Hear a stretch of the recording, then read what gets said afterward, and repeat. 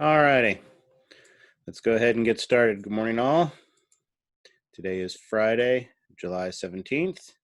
Looks like most of you survived the exam. That is definitely a good thing. I just have started grading it. Yesterday was a very busy day, so I did not get a chance to work on them too much. But that is my goal for this weekend, to try to get them done as quickly as possible and get them back to you as soon as possible. So that we can move forward. We have, the good news is we're in our last section, but there is a ton of stuff we have to do in this. So this is going to keep us very, very busy, and especially this week. This next week is our big week. So we have a lot going on. You also only have 2 weekends to study this material. So one of the things that I've got you doing is working a little bit ahead. So you have on Monday, your first assignment due. It is your lab simulator from the Labster, the action potential. We'll actually be talking about the action potential in class on Monday. So you'll actually be doing this before we get a chance to talk about it in class, but that's okay. I think there's a lot of good information on there that will help you to move forward with this. And I really want to encourage you to be working this weekend. So that's a good thing.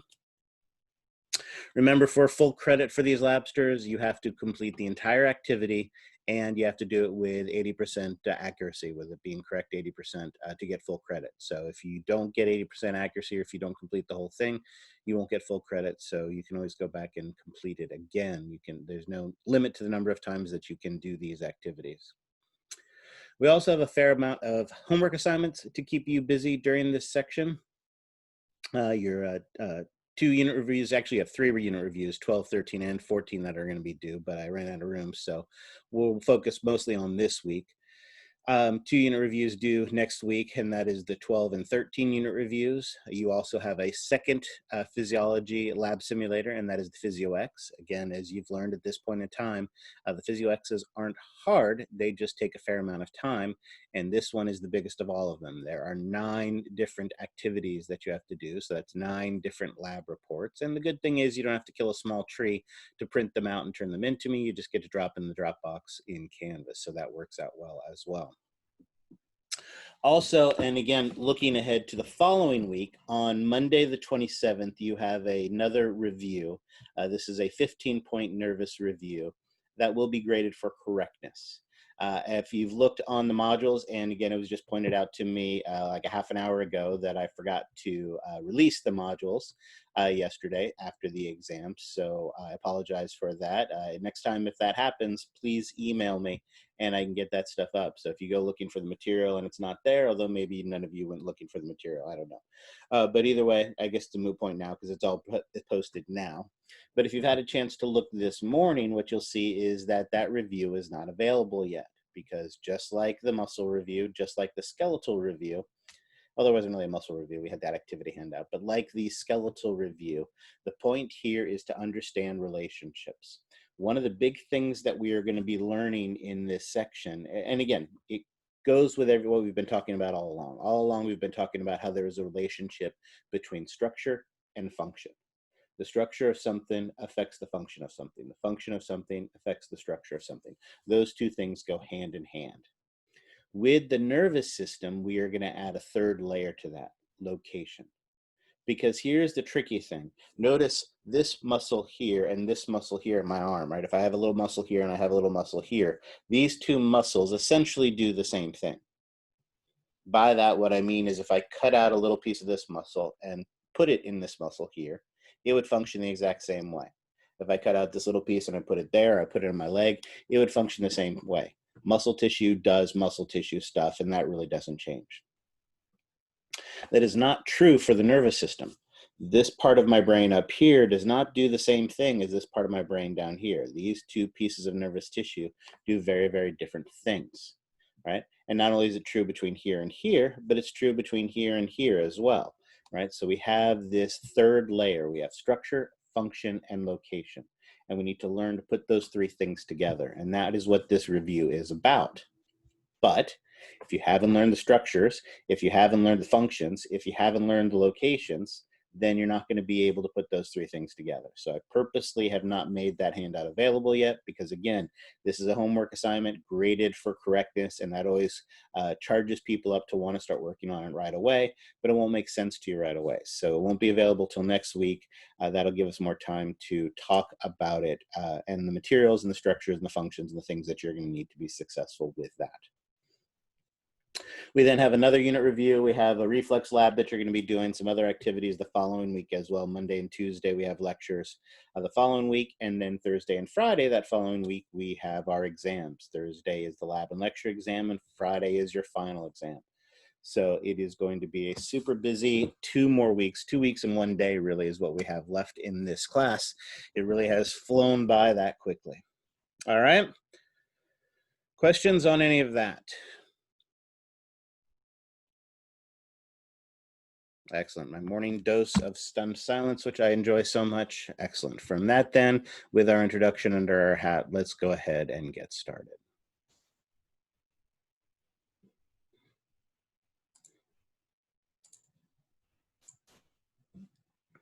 All right.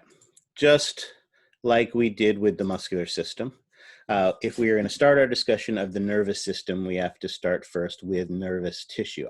Which reminds me to the other big point of what I did this morning. Last spring, when we were forced online, one of the things that I ended up doing for the class, because it's something we normally have the chance to do in the classroom, and but we didn't have a chance to work on then, is I got a chance to do a nervous system histology review. If you have looked at the materials, and again, I apologize, they weren't available till this morning, you will see that there is a fair amount of histology, more histology than we had in the bones, more histology than we had in the muscle. So this is more similar to what we had on the first test. There is a fair amount of histology. And again, with this histology, you need to not only be able to identify the histology, but you need to think in terms of the structures, the functions, and the locations. So one of the things that I did for that class at the time is something that we normally do in the classroom, is a nervous system histology review. This has been recorded and is on YouTube.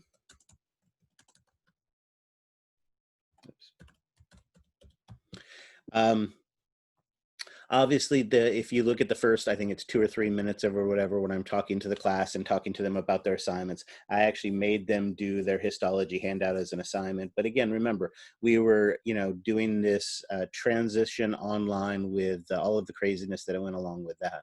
So feel free to ignore all of those things. Your histology is not going to be an assignment you're going to be turning in like we did the epithelial tissues and connective tissues. But if you fast forward past all of that to the part where we start talking about the brain anatomy and the histology, then that is something that will definitely be useful for you, because all of that is the exact same information you guys are responsible for as well. So again, ignore the timing of it, ignore the assignment of it, but I've actually added a link to your, that's annoying, I've added a link to your to this specific YouTube video in your modules. I believe I put it under the lab handouts portion. It's a little over an hour long, and I strongly encourage you to take the time to look at that. I'm not going to do a similar review in this one because I've already done it. So we did that on a separate day outside of the class, but because of the pace of this class, I don't want to take your Wednesday from you to do something like that on a review, and I'm not going to do it on a Saturday or Sunday or something along those lines. So I encourage you to go and look at that, because I won't be doing it here, but you will definitely, it is definitely material that will help you to be successful and to understand this. So it's there. You don't have to do it today. You don't have to do it now, but definitely look at that before the exam, because that is definitely something that will help you to be successful. All right. So, because that's what we're talking about, nervous tissue. As we learned at the very beginning of this class, there are 4 types of tissues that make up the body: epithelial tissues and connective tissues, and we did that on the first exam, muscular tissue, which we did on the 3rd exam, and now here for the 4th exam, we are finally going to talk about nervous tissue. So we need to talk about the nervous tissue, the anatomy of the nervous tissue, the function and the physiology of the nervous tissue, and that will be our starting point. Our job also is going to be obviously to talk about our nervous system. What is the function of our nervous system? What does our nervous system do for us? What did we say, like in the very first day of class, that our nervous system was a system that was specialized for what?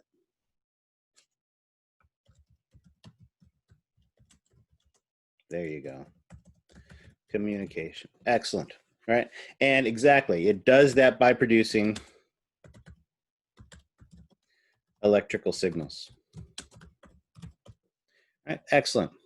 So what do we use these electrical signals? What are we communicating to? What is the function of the nervous system? What does it do for us?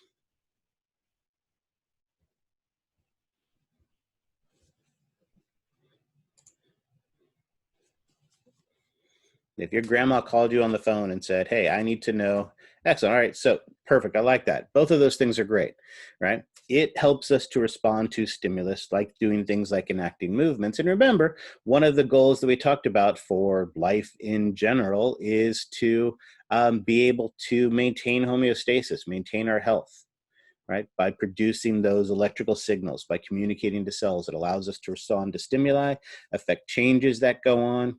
But as you also pointed out, there are other functions of this as well. It allows for movements, our perception, our understanding of the world around us, our interpretation of the world around us, really.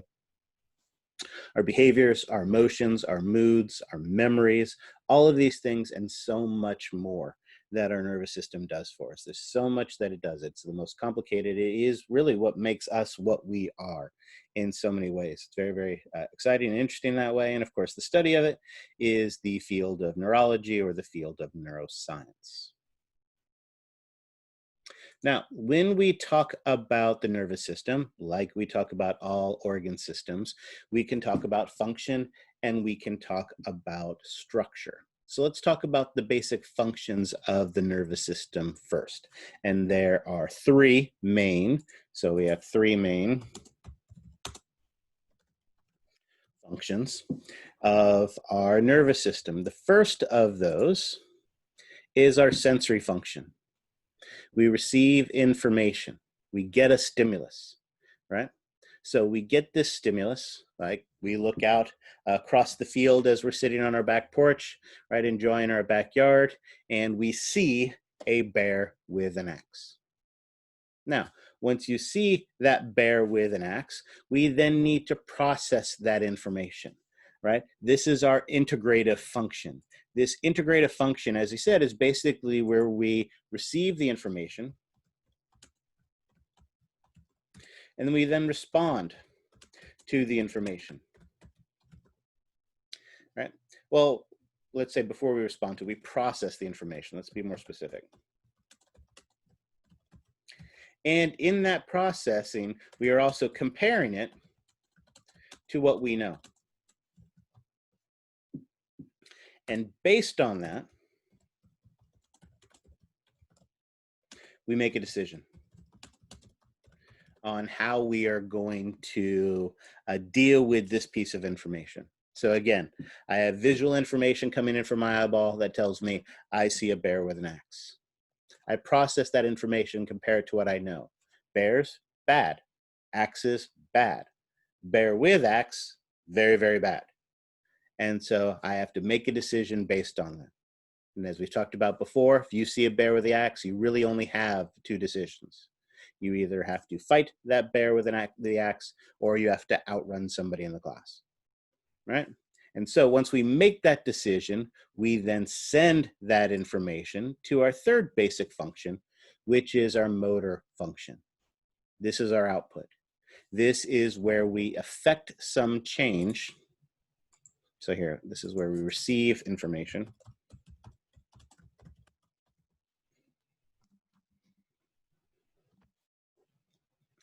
And this is where we send that information to affect some change to the body. Now, of course, if we're going to affect some change, we need some type of effectors. And I think we've talked about this already in the class, so let's go ahead and talk about it again. What are the things in the class what are the things in your body that can be an effector? What are the things that can affect a change in your body?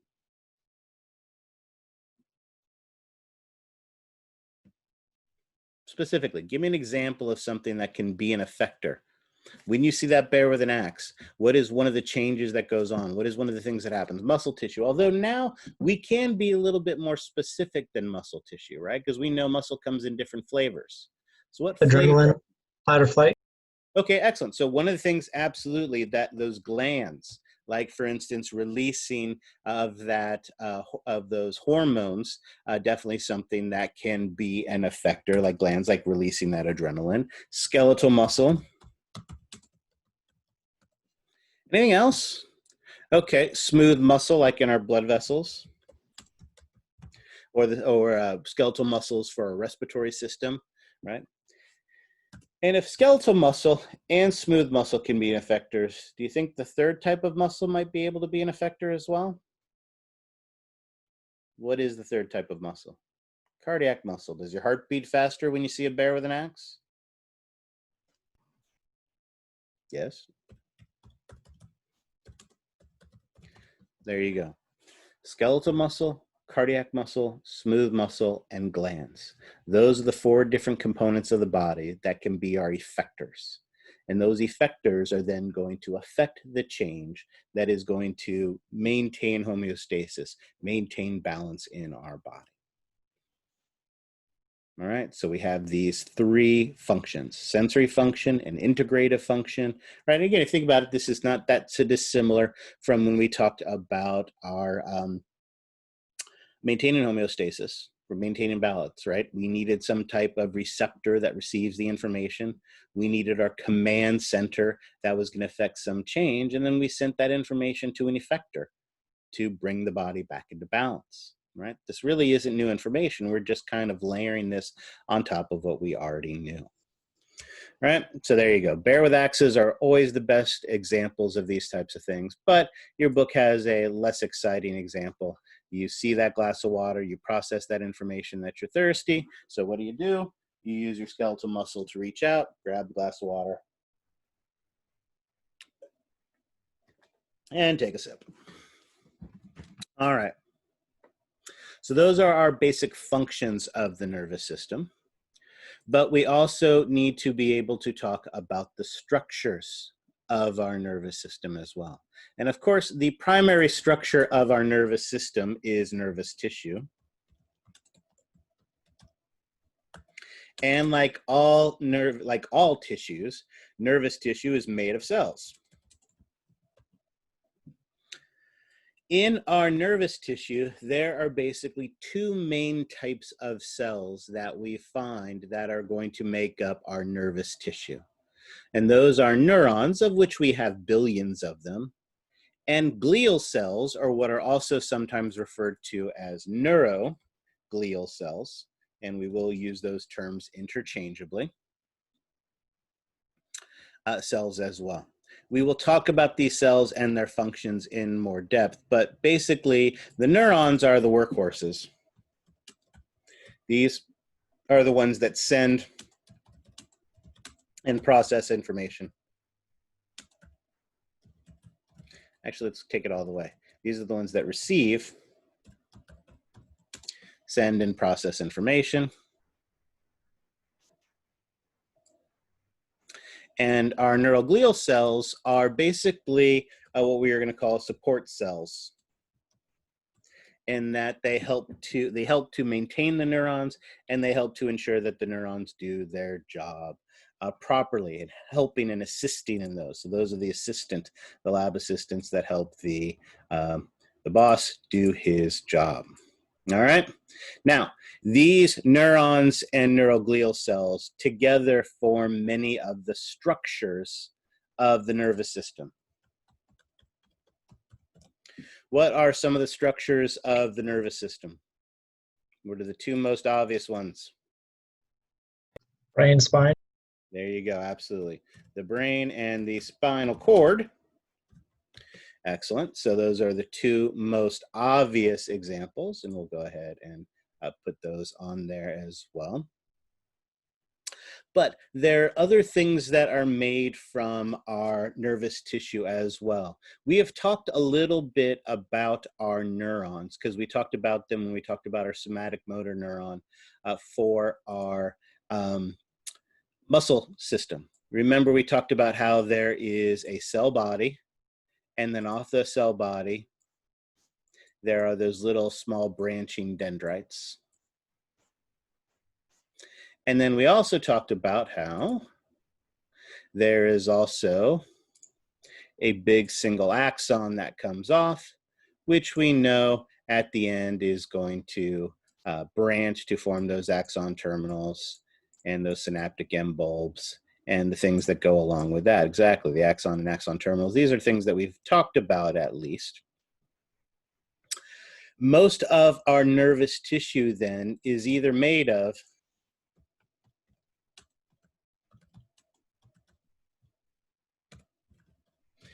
contains then cell bodies and dendrites,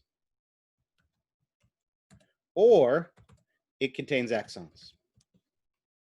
So when we look at nervous tissue, it is either going to be made up of collections of cell bodies and dendrites or of axons. Now, our brain and our spinal cord are big, elaborate structures. So not surprisingly, they are made up of both cell bodies and of dendrites. So these are both made of both. But there are plenty of structures in the nervous system that are made up of just one or the other. Probably a classic example of this are our cranial nerves. Cranial nerves are called cranial nerves first because they are a nerve, and a nerve is a bundle of axons. Why do you think cranial nerves are called cranial nerves? Because they're in the head. Yeah, exactly. They come off the brain. Cranial nerves, oops, I spelled brain, right? Cranial nerves come off the brain. As it turns out, there are 12 pairs of them. And we will talk about those. In fact, depending on how far we get in this material, we always run late in this material. Again, with the pace of summer school, I don't know how far we'll get into it. What I will tell you is it's possible that as much as 25% of your lab exam is going to involve everything you ever wanted to know and more about your cranial nerves. Right? It's going to be somewhere between 20 and 25%, depending on how much sensory stuff we're able to get to. So you're going to learn everything you ever wanted to know and more about the 12 cranial nerves that come off of your brain. And if there are cranial nerves that come off the brain, the nerves, the bundles of axons that come off the spinal cord are called? Spinal nerves? Yeah, spinal nerves, exactly. So we have spinal nerves and their branches that we will work with as well. Let's see if I can move this out of the way so it's a little less messy. Spinal nerves and their branches. There are 31 pairs of those. We won't have to learn quite as much information on those, so that won't be too bad. Of course, if we have names for bundles of axons, that means we probably have names for bundles of cell bodies as well, and we do. They are either called ganglia, or I will put in parentheses here, they can also be referred to as nuclei, or even cortex. So, or let's go singular, nucleus. A nucleus, a cortex, or ganglia. Actually, we'll go nuclei because we went plural with the ganglion. So ganglion or nuclei or even the cortex are clusters of cell bodies. So we will see that. And one of the things that we sometimes refer to when we talk about these two different regions, the parts that are clusters of cell bodies and the parts that are nerves, is they are different types of material. We'll say that nerves, the axons, are what we often refer to as white matter, and we'll see why that is later. And then our ganglia, our cortex, our nuclei is what is referred to as gray matter. And like I said, we'll worry about those definitions in a little more depth a little bit later. Of course, there's always going to be more complicated things like this as well. We need, if we're going to receive information from the outside world, and again, we talked about this when we got to the integumentary system, we need some type of sensory receptors, whether it is those Mesner's or tactile corpuscles that give us that fine discrimination, or those Pacinian or laminated corpuscles that tell us about our pressure or temperature or itch or sight or hearing or any of those types of special sensory receptors. So those are going to be specialized nervous structures. And the other thing that we are going to have is we are going to have clusters of, again, axons. These, well, let's say it this way. These are going to be collections of nerves and ganglia. These collections of nerves and ganglia are referred to as a plexus. A plexus is an elaborate network of something. Probably the best example of this is what we refer to as the enteric plexus. The enteric plexus is also what is commonly referred to as your gut brain. No, I can't spell brain this morning because apparently mine's not working. There you go. Your enteric plexus is a structure that is known as your gut brain. One of the things we'll talk about in great detail when we get to 431, and we're talking about the digestive system, is your digestive system has this elaborate networks of nerves and ganglia that actually allow it to make its own basic decisions, right? When you got up this morning, first thing you did was grab that huge cheeseburger and have a cheeseburger for breakfast, right? When that cheeseburger reaches your stomach, one of the things that happens is your stomach stretches because it's filling up with cheeseburger.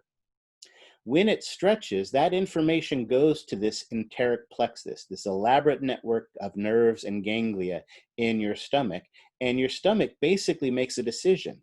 Hey, if the stomach is stretching, that means there's food inside of it, and if there's food inside of it, I have to process it. And so what the stomach does is it then starts churning that food more vigorously and releasing more hydrochloric acid to break it down. And notice all of those decisions, that there was a stimulus, there was a decision that was made, and a response to that all occurred right there in your stomach. Certainly wasn't something you voluntarily thought of. Hey, stomach, I'm swallowing a cheeseburger. You need to start churning now.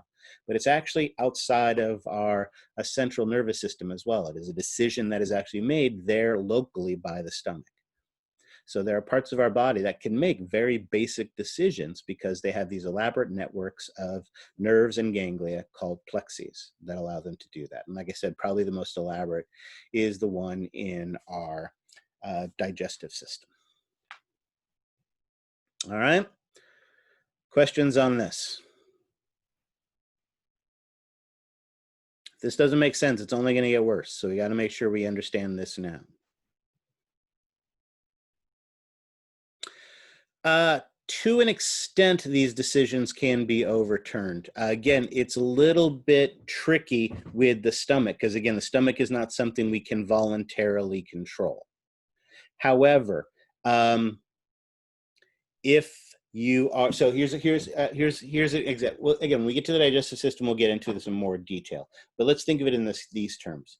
You're being stuck at the dinner table as that 5-year-old kid, and they put a big, huge bowl of, roasted mushrooms in front of you, right? Now, again, I don't know how you are as a person, but most 5-year-olds would rather have their arm ripped off than eat a big, huge bowl of roasted mushrooms or of roasted, bell peppers or something along those lines. If you forced that food into their mouth and forced them to swallow it, that would go to the stomach, and the stomach would stretch and try to function based on that. However, could the stress of that situation of having that food forced into your mouth and then putting their hand over your mouth so you can't spit it out, forcing you to swallow it, pinching your nose until you can't breathe until you get it down? I mean, that kind of trauma, that kind of stress, can that disrupt your digestive function? Yeah, absolutely. So yes, there are ways that this could be modified by our central nervous system. But it does, so again, it does, just like your heart rate. Your heart is another great example. Remember, we talked about your heart functions by itself, but we can tell it to beat faster. We can tell it to beat slower. Again, not voluntarily. We are not consciously saying, all right, I have to walk up these 3 flights of stairs, heart, beat faster. But as we talked about, our autonomic nervous system, our hormones can tell it to function faster so that it can meet the needs of the body as we go up those stairs. Great question. All right. Any others? All right, so we've talked structures, we've talked functions, and if we've learned anything in this class, is there a relationship between these two? Of course there are. So let's put the pieces together. To put the pieces together, let's bring up the whiteboard and do it this way. I'm going to go ahead and clear that. And we are going to talk, and let's see, I will use blue.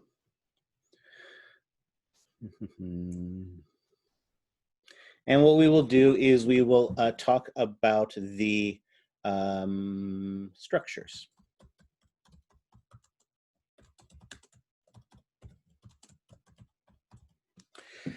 As we mentioned, when we talked about the structures of the, or let's actually be more specific, structural divisions of the nervous system. These are the structures that are made up of the nervous tissues and the nervous structures. There are two main ones, and those are the central nervous system and the peripheral nervous system.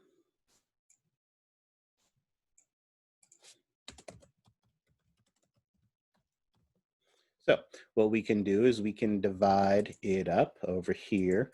We will put peripheral.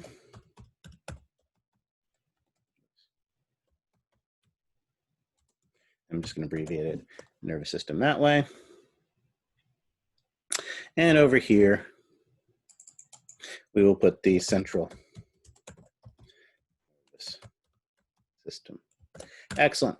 Now, of course, these two structural divisions are the divisions made up of our structures. So of all the structures that we talked about, which of those structures form our central nervous system?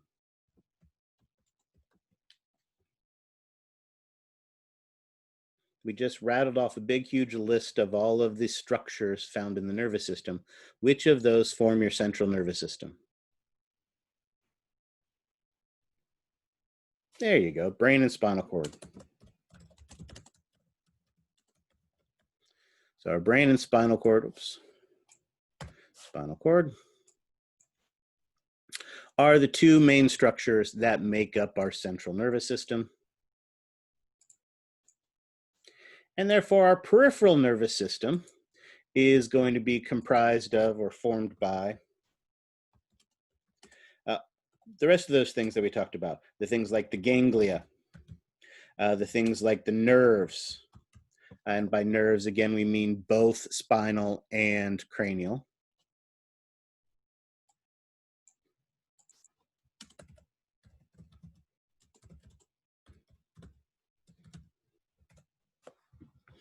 Both spinal and cranial. Put that there. Ganglia, nerves, sensory structures, and the plexus.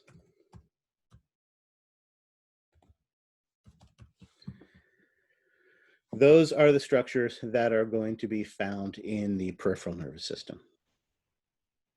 All right. So those are our structures and our structural divisions.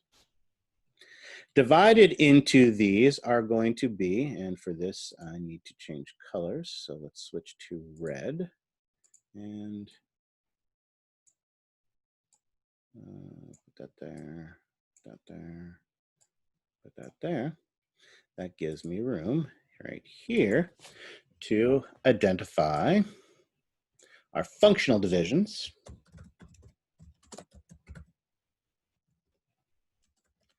The nervous system. And there are three main ones. And they are the sensory, motor, and integrative. Right. We did all of those. Now, excellent. Based on those three, and because we know there is a relationship between these, which of these three functions, or how many of these three functions, do you think the central nervous system is responsible for?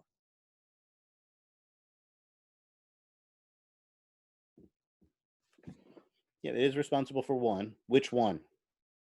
Integrative. Excellent. So functionally,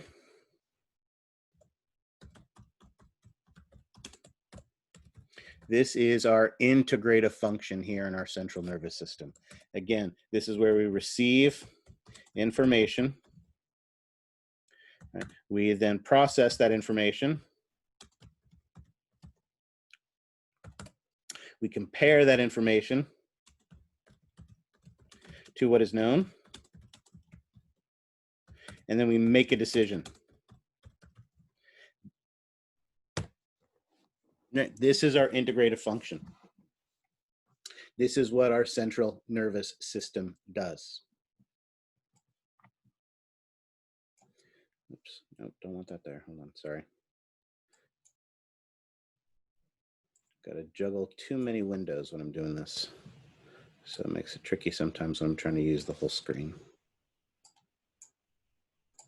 All right, that can now go up there and be out of my way. That can be there and go out of the way. And let's grab this again, move this down here. Excellent. So that is what our central nervous system does. And in fact, if we wanted, we could draw a thin line in black, separating these two, our central nervous system and our peripheral nervous system and their different functions. Excellent.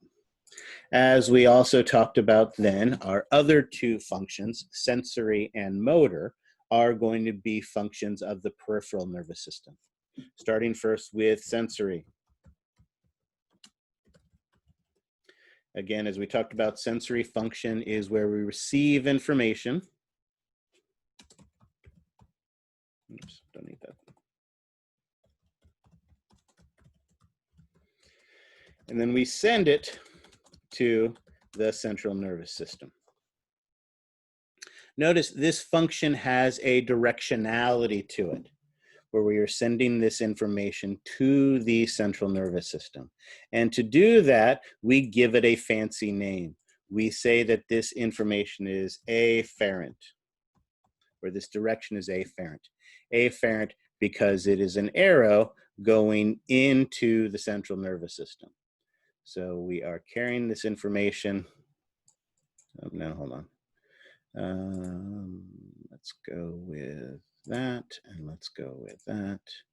We are carrying this information into the central nervous system so that it can have that integrative function. Of course, once we make that decision, then that information has to come out for our third functional division, and that third functional division is the motor function. This is where we receive the decision that is made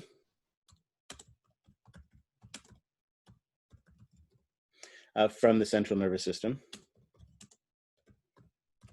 And we are going to effect some change in the body as a result of that. Oops, wow, that was really bad. Effect some change as a result of that. So again, we have information coming out. Oops, no, want that there, want that there. So this can be here, and that will allow me to say, and this is going to be then what we call efferent in its direction. This is information coming out from the central nervous system and coming out to those effectors. And remind me again, what are the things that we said could be effectors?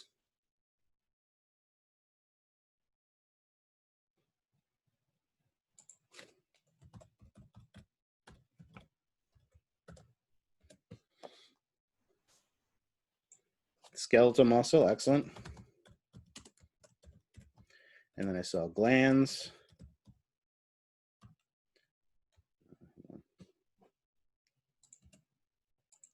Smooth muscle and cardiac muscle.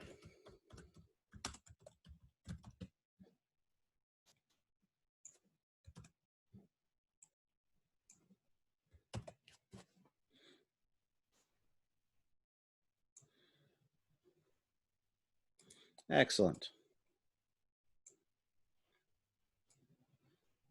Go there, and then I can put that there. And that all works. And actually looks pretty. All right, excellent. Questions on that? Now notice I've left a fair amount of space here on the board because we have more information, more layers that we can talk about. So let's first switch to, we'll use green for this one. Oops, hold on, I want green. When we talk about sensory function, there are three main sensory subdivisions. Because remember, we're talking about receiving information, but the real question is where we receive the information from.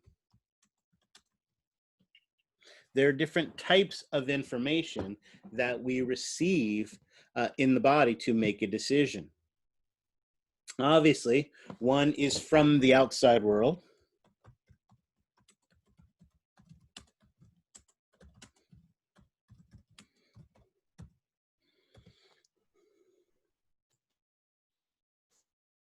So we need to receive information from the outside world, and there are going to be two divisions that allow us to be able to do that. So let's offset this here like this.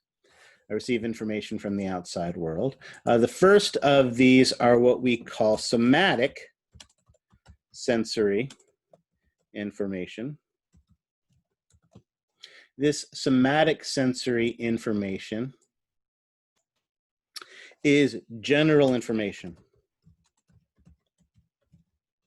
So if you think about when we were talking about the skin, things like temperature, things like tickle, things like itch, things like pain.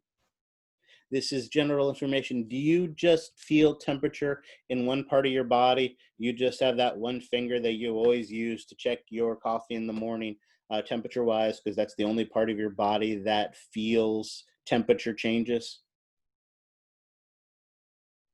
Yes, no, maybe. It's the part where you respond. No, of course not. Absolutely. This is general information from broad areas of the body. You feel pain everywhere. You can feel temperature everywhere, right? This is general information from broad areas, and this is our somatic sensory information. But we also, right, while you feel temperature from entire parts of your body, do you perceive light from every single part of your body? No. No. This is something you absolutely positively should not do. I am telling you not to do this right now. Do not do it. I will take away participation points from you if you do this. Even if you're home alone late at night and do this and you don't think I know. I will take away participation points. Do not do this. This is thought experiment only. All right? Theoretically, one of the things that you can do if you wake up, you know, in the middle of the night because your daughter comes into your room to wake you up because she's not feeling well and you're super tired, one of the things you might do, even though it's completely dark in the room, is rub your eyes. And if you rub your eyes a little too vigorously, which again, do not do, but theoretically, if you rubbed your eyes a little too vigorously, what would happen? Break a blood vessel? Oh, okay, you could, but that's not, no. If you're in a dark room and you push on your eye, what happens? Black spots? Do you really see black spots or do you see white spots? I'm assuming white. Yeah, you see light. If you push on your eye, and again, do not do this. If you push on your eye, you perceive light. The reason for that is inside your eye, you have a special receptor, and that special receptor's job is to perceive light. Light comes in, you perceive it. When it perceives light, it produces an action potential, sends it to your brain, and your brain knows you see light. Okay? If you push on your eyeball, you increase the pressure in your eyeball, which can damage your retina, which is why you should not do it. But when you're increasing the pressure on your retina, that push on the retina stimulates the nerve. And when it stimulates a nerve, it sends a signal to your brain. And when that cell sends a signal to your brain perceives light. So even though there isn't any light there, when you push on it, Well, first of all, you should not look directly at the sun. When you're looking directly at the sun, what's actually happening as a result of that is that, again, you are getting light, and that does go to your eye. But think of it the other way, because you're not supposed to look at the sun. Don't ever look at the sun directly. But how about someone takes a picture with you with a bright flash? When you see that bright flash, you see that after image that occurs as a result of that. That's actually because you're bleaching those photocells. And when you bleach those photocells, it thinks it's perceiving light for a longer period of time. So that is a good example, that flash, of, again, seeing something that isn't there because you have that special thing. But notice, when I push on the eye, there is no light, but I perceive light because what I have in my eyeball are some special sensory receptors. And those special sensory receptors, or special sensory neurons, let's say it that way. Areas, let's say that. So we have somatic sensory areas. I like that. I like areas. Let's stick with areas. Or structures. Ooh, I like that even better.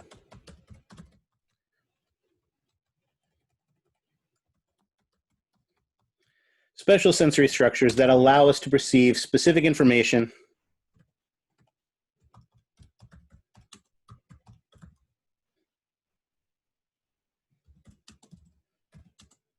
from a special area. You only perceive light in your eyes. You only perceive taste from your tongue, right? When you get to Starbucks and they ask you, is this sweet enough for you? You don't stick your elbow in there. Yeah, there's plenty sweet, right? Taste, smell, hearing, vision, right? All of those are examples of special sensory branches to our nervous system. So this is our somatic sensory system. Oh, I like system better. Let's go system. Or receptors. We'll stick with structures. Can't decide what I like better. That works. We have the somatosensory structures, things that we talked about, like the free nerve endings in our skin, like our pacinian corpuscles, our touch, things along those lines. We have from special areas, our special sensory structures, like the special structures in our eyes, like the special structures in our ears or our nose or our tongue that allow us to taste things.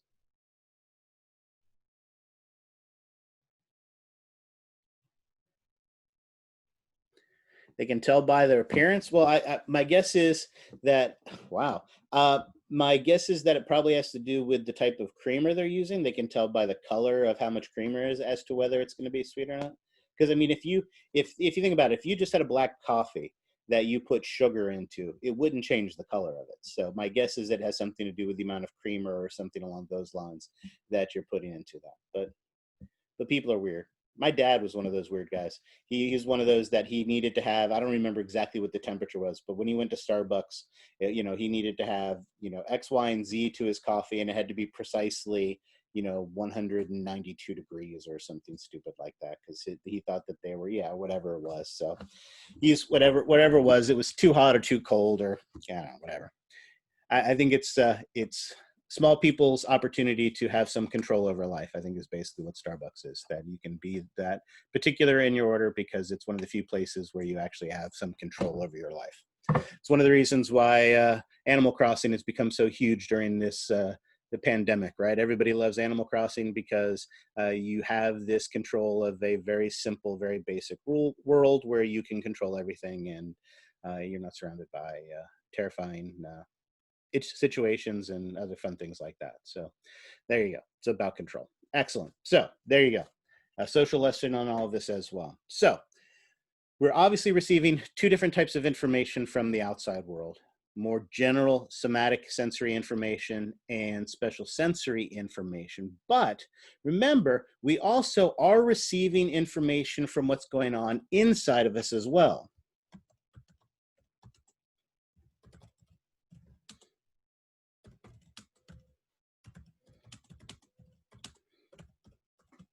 Well, we're receiving information from inside of our body. To do this, we use a special type of receptor called interoreceptors. that tell us information about what is going on the insides of our body, right? Now, how many people out there right now know exactly how much calcium you have in your blood? Know how much glucose you have in your blood right now? There may be some people out there that actually can tell exactly how much, but can you do it by taste? My blood glucose is at a good 432, right where I like it, right? How much calcium you have in your blood, what the pH of your blood is, can tell the temperature of your blood. Is anybody consciously aware of any of that information? No. But are there parts of your brain that need to know that information and affect changes in your body based on that information? Yeah, absolutely. So we need what we call our autonomic, or really what is, I like a little better, our visceral sensory structures, those enteroreceptors, that provide us that information about what is going on the inside of our body as well. So as you see, there are three main subdivisions. All right, somatic sensory, special sensory, and visceral sensory are those three main subdivisions that differentiates the type of sensory information that is coming into our brain. All right. Now, not surprisingly, there are similar subdivisions to our motor function as well. And so for that, let's use, what color haven't I used? Let's go with green, red, blue, purple. There we go. There are two main subdivisions. And not surprisingly, these two main subdivisions are based on the effector.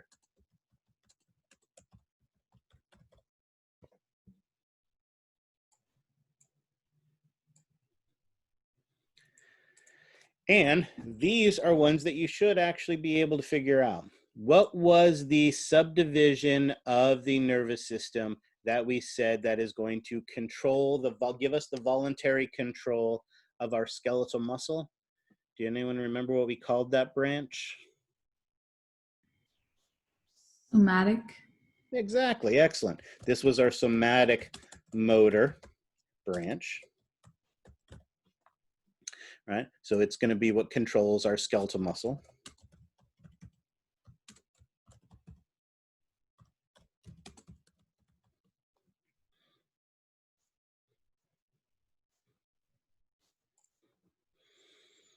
And anyone remember what branch we said controlled smooth muscle, cardiac muscle, and glands?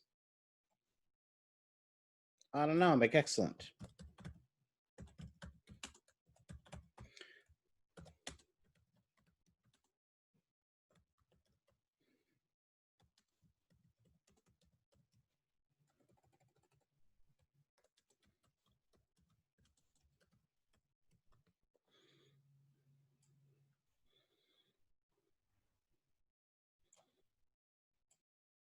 Excellent. So my line, my purple. So again, here, here, and here. I'll come into that. And as I know some of you know because you pointed out, there are also two subdivisions to our autonomic motor.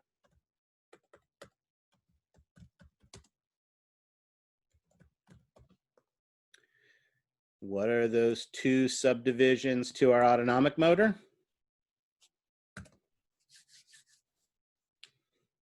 Now you guys know it because it actually was even mentioned once today. There you go. One is sympathetic, our sympathetic branch. And someone mentioned it earlier. There's a cutesy mnemonic to help us to remember what it is that our sympathetic nervous system does for us. Someone mentioned it earlier today. What was that cutesy mnemonic that helps us to remember what our sympathetic nervous system does to help us to deal with stressful situations?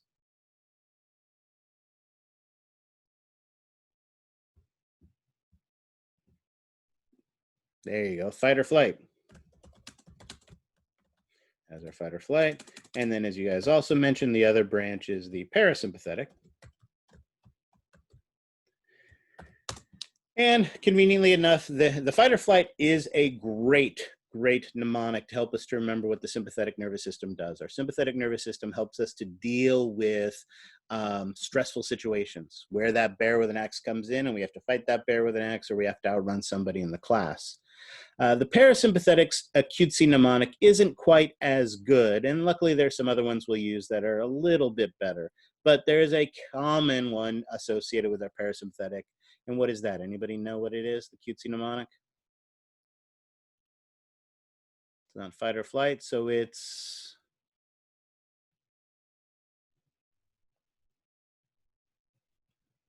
rest and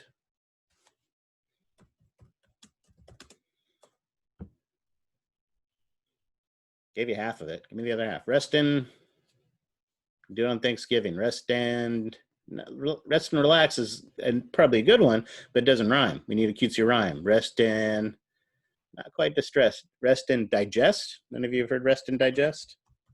Well, like I said, the good news is it's okay if you guys haven't heard that one as much, because as we'll learn, there are better descriptions for.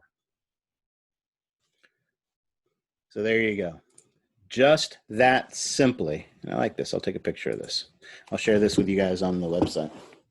We have taken our structural divisions and our functional divisions and put them together, and looked at the subdivisions for both the sensory and the motor as well. Now, your book actually does a good job of doing this as well. Your book just does it visually. So again, we've got our central nervous system that we talked about, our integration, our command center, comprised of the brain and spinal cord, peripheral nervous system, ganglia, nerves, sensory structures, all of those things. And again, we have in the structural subdivisions, sensory, which is afferent, which means going into the central nervous system, like an arrow going in, and efferent goes to the effectors. That's how I remember that. We did all of these different types. We did that, we did that, we did that. So again, we've put all these pieces together. No new information here. This is exactly what we talked about on the board. But here is the picture that I meant from your textbook. So notice it's almost perfect. It is almost perfect. Notice it has our central nervous system, the brain and the spinal cord, our peripheral nervous system that has that sensory coming out, somatic sensory carrying information in, that visceral sensory carrying information in. But notice what they forgot is the most important one of all. So we need to add an eyeball here. So here, if we add an eyeball, oh, actually, let's put the eyeball pointing the other way. Whoops, no.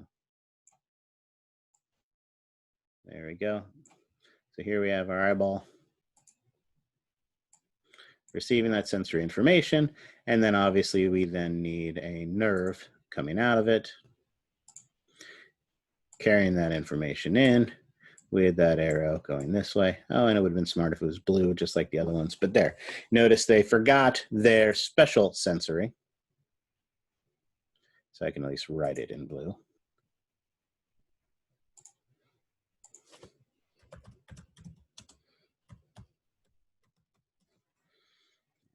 Teeny bit bigger. There you go. So there's our special sensory, our 3 sensory branches coming in. And notice our 2 motors out. Somatic motor going to skeletal muscle, autonomic going to cardiac muscle, smooth muscle, and glands. And let's make this red to matchy-matchy. To our glands out here as well. Oops.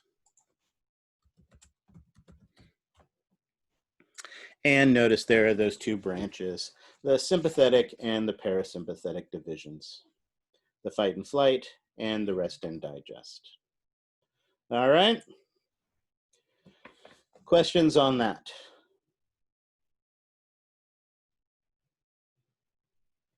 Excellent. So we have started our information by talking about the sensory, by talking about the motor, by talking about our function and our structure. But remember, we are going to need to add a third layer to this as well. We are going to need to add locations to these things as well. So we still have a few more layers of information we need to add to this, but before we can do that, we do have some more anatomy and histology that we have to focus on. So that's what we're going to do. It's a good stopping point. Let's go ahead and take our first break here. Oops, that's not good.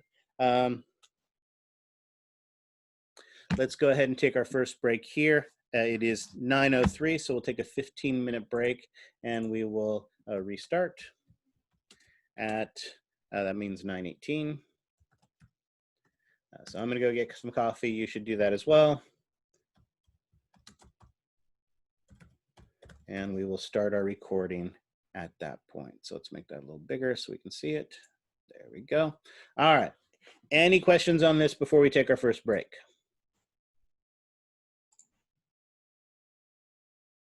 All right, see you guys in 15 minutes.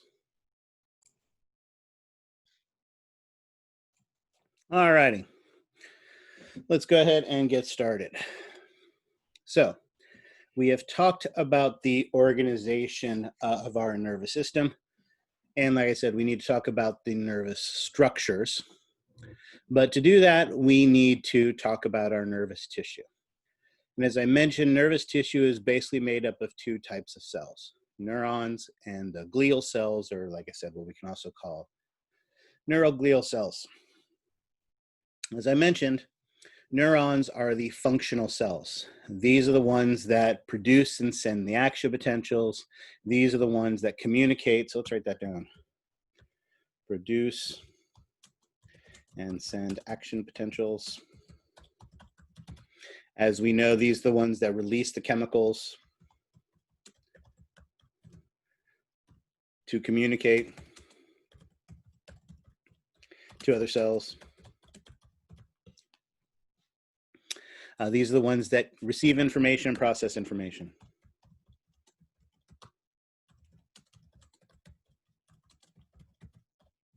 As I mentioned, these are the workhorses of our nervous system. They're able to do this because they share some characteristics with what we were talking about with muscle cells. Remember, in muscle cells, we talked about how muscle cells were irritable. They're able to receive a stimulus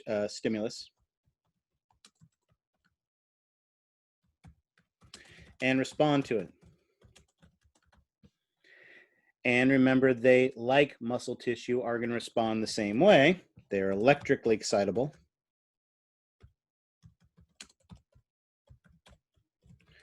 They respond by producing an action potential.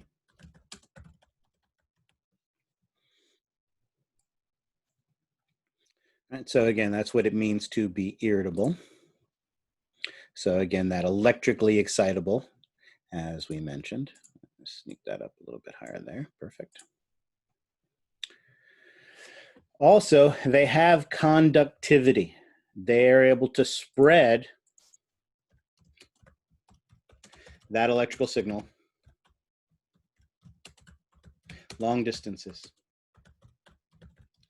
Remember, I talked about the example of having that wooden ruler, that wooden yardstick with the metal end. And when I stick that metal end into a light socket, it sparks, but I'm safe holding on to the other end of that wooden yardstick because it doesn't conduct that electrical signal. As I also talked about, you have some neurons whose cell bodies are located in the small of your back, and their axons travel all the way down to your big toe, right? And in you, that's about 3 feet, right? Basketball is just getting ready to start up again, so you get to look at people like LeBron James, and from the small of his back down to the end of his big toe is something like 47 feet, because he's really, really tall.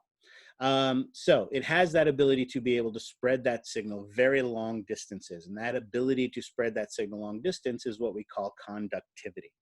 So it has all of these characteristics that are specialized about it that allow it to produce and send the signals that we need it to do. And we're going to talk a lot about their anatomy, and we're going to talk a lot about their function. Our neuroglial cells, remember I said, were support cells, and I put quotes around it, and I put a little asterisk here as well. Because actually the study of neuroglial cells is a really, really interesting and evolving field in the field of neuroscience. We know for a fact that neuroglial cells support the neurons, help the neurons, assist the neurons to do their jobs. But we're learning more interesting things about them. And one of those came from an individual by the name of Albert Einstein. Anybody here know who Albert Einstein is? Anyone? Anyone? Bueller? Heard the name? Bought the t-shirt? Good old E equals MC squared, dude. Exactly. There you go. Exactly. Yeah, absolutely. Right. For those of you who don't know, incredibly brilliant individual, but he's dead now, so it doesn't really matter. When he died, there was all this drama with his brain. But eventually, some neuroscientists were able to finally get a hold of his brain, and they were super excited to get a hold of his brain because what they wanted to do was cut his brain up into pieces and look at the connections of neurons that were found in his brain, right? Because he was able to make such tremendous leaps in knowledge and logic that we mere mortals aren't capable of doing. And so they wanted to see how his neurons were put together that allowed him to make those massive leaps in understanding and knowledge. And what they found when they looked at his brain is that his number of neurons, the organization of the neurons, the location of those neurons are exactly the same as you and I. So after class today, call up grandma on the phone, say, Grandma, guess what? I have the exact same neural network as Albert Einstein. She'll be incredibly impressed and she'll send you $20 in the mail. Now, while his neural network is exactly the same as yours and mine, it turns out his brain wasn't entirely the same as a typical brain. In particular, there were some areas of his brain that had as much as 4 times as many neuroglial cells as a normal typical brain. Findings like this and other findings similar to this have started us to relook at the function of these neuroglial cells and that they may play a more important role in storing memory or processing information or working logic or things along those lines. So, and again, it's a huge budding field of study. If you were to take this class again 10 years from now, and quite frankly, I don't know why you would be taking this class 10 years from now. Hopefully you don't have to take this class again 10 years from now. But if you did, we may be singing a completely different story about neuroglial cells then that we are now. So for now, we'll stick with the company line. These are support cells, and we'll talk about their support functions. But as we continue to study them and learn about them, there are many, many more. And like I said, it's a huge, interesting field that we will be talking about for generations to come. All right, let's talk anatomy. Here we see our neuron. And again, I've drawn this for you several times, so there isn't too much new stuff here. But like we've talked about before, we have to layer more bits of information on this. Let's take a look first here at the proximal end of it, where we have our big, large, centrally located cell body, or what is known as the soma. In the soma, what we can see is there are all of the, actually I'll use the highlighter so I'm not drawing it yet. There's a nucleus, they've even put a nucleolus, some mitochondria. Oh, look, there's our Golgi apparatus, right? All these things along this line, all right? However, that doesn't mean that a neuron cell body, when we look at it under the microscope, necessarily is identical to what we think of as a typical cell. One of the things that they found that was really interesting, when they looked inside the cell was densely packed with this really dark stained material that kind of filled the whole cell. This dark stained material primarily was present when they used a special stain called a Nissl Stain. So the material that was found inside of a neuron, they referred to as the Nissl bodies. However, as they started studying it more closely, and more importantly, as our microscopes got more powerful and we were able to look at this at a higher level of magnification, what they found is that these Nissl bodies were comprised of large, flattened, interconnected, membranous sacs that had these small globular structures attached to the outer surface. What does that sound an awful lot like?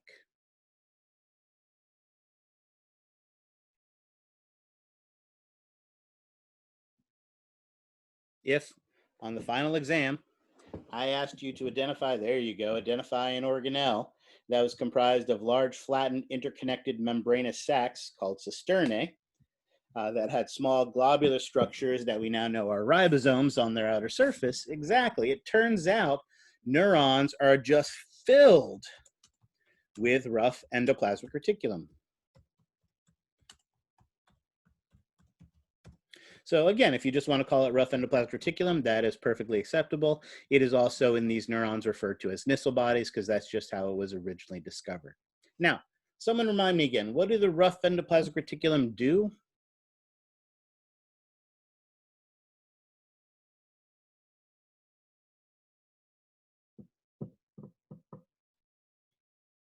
Rough endoplasmic reticulum, function of the rough endoplasmic reticulum.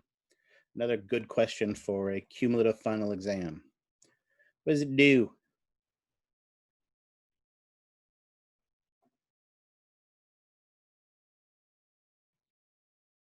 I can wait.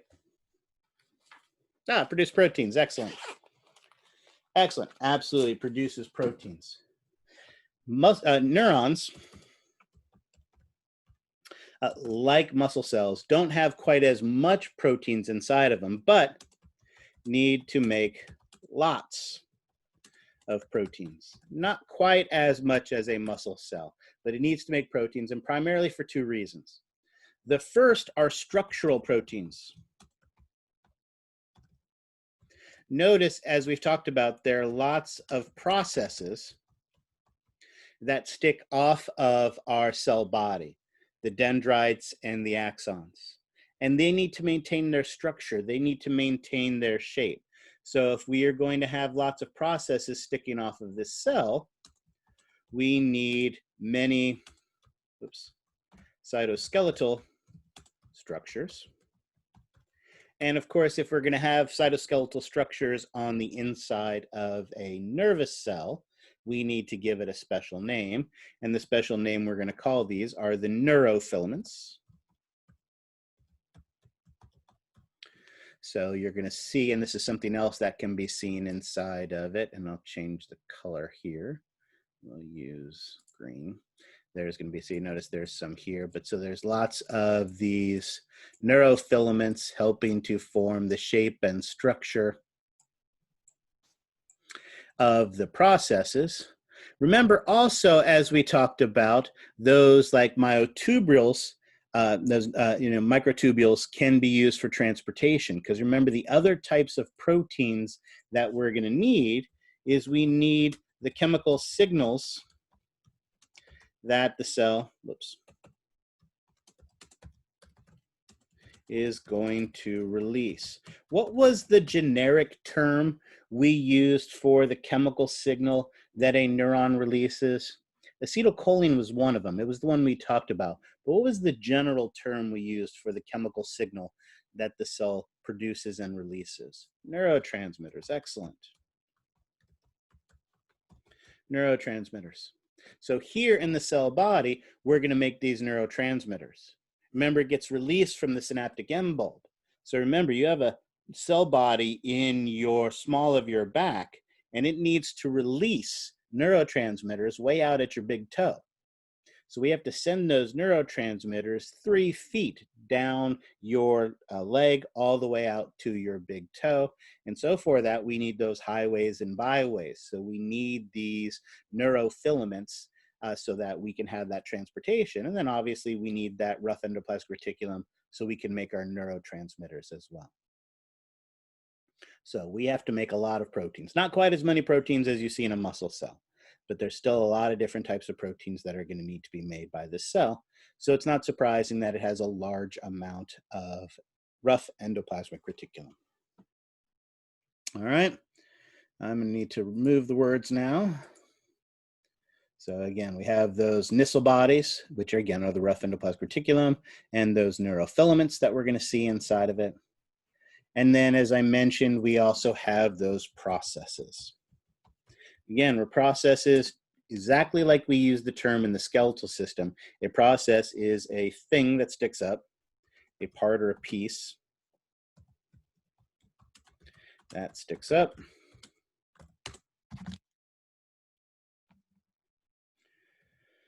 Off the cell body. Hold on one second.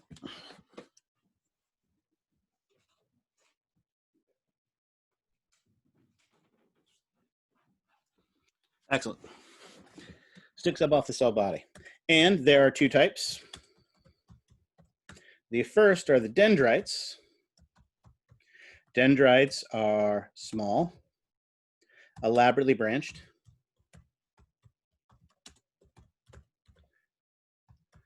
and their job is to receive information. So information comes into a neuron through the dendrites. And notice here we are talking about a typical neuron. Of course, that should send some warning bells off right there, because if this is a typical neuron, that means there are atypical neurons. So while this is what the most common neuron looks like, there are some differences. Most typical neurons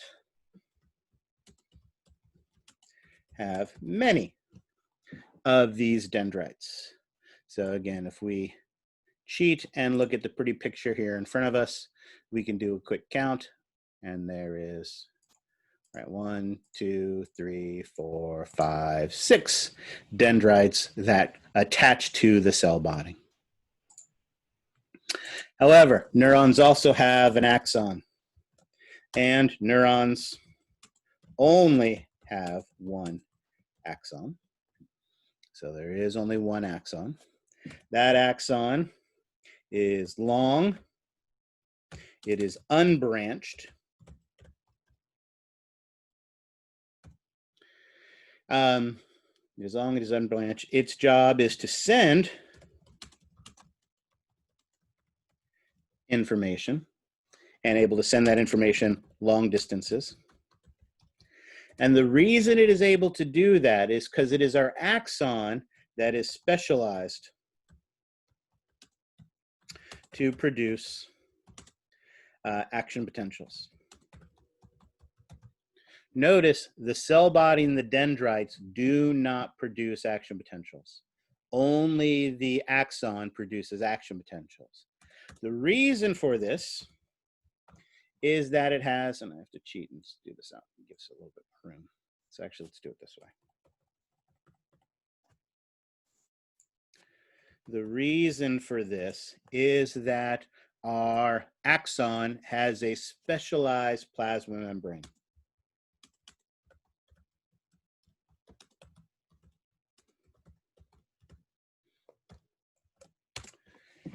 Kind of like our muscle cell had a specialized plasma membrane. That specialized plasma membrane of the muscle cell allows it to produce and spread, and again, if we want to use the special word for spread, propagate, an action potential.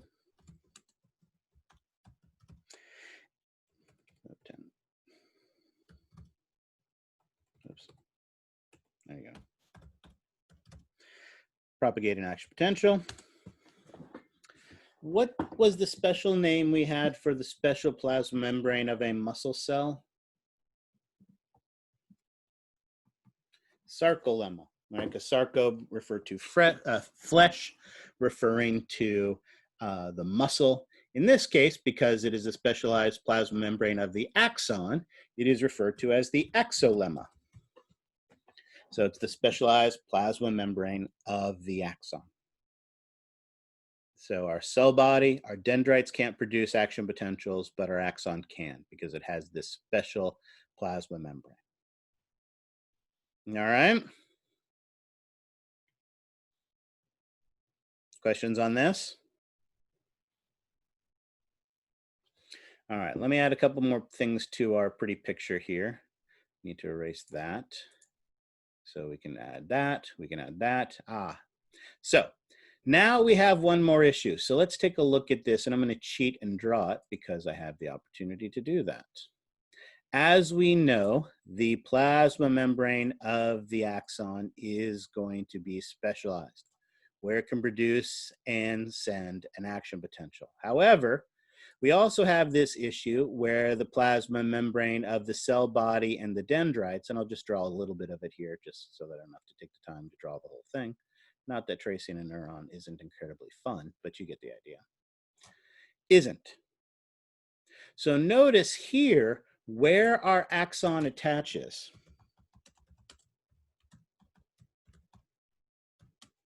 To the cell body, we have this transition region.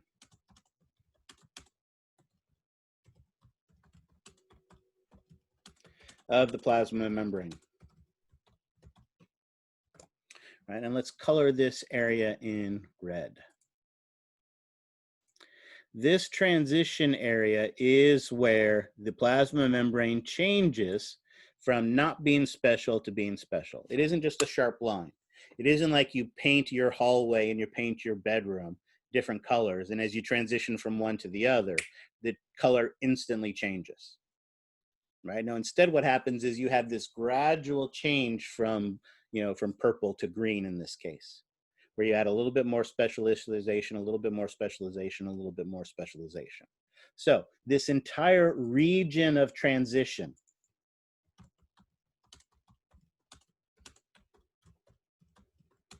is called the axon hillock. So what I've colored there in red is the axon hillock. It is the entire region of transition. So notice up here where it's purple, the plasma membrane is completely normal. Here where it is green, it is completely specialized.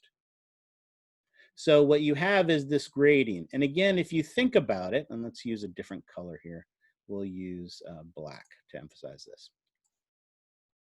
Right here, at this point right here that I've drawn the black line, do you think that our plasma membrane has changed enough to produce an action potential at that point right there?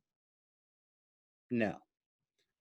How about right here? Do you think right here, right before the axon, it's changed enough to produce an action potential? Yeah, actually, it turns out it has, right?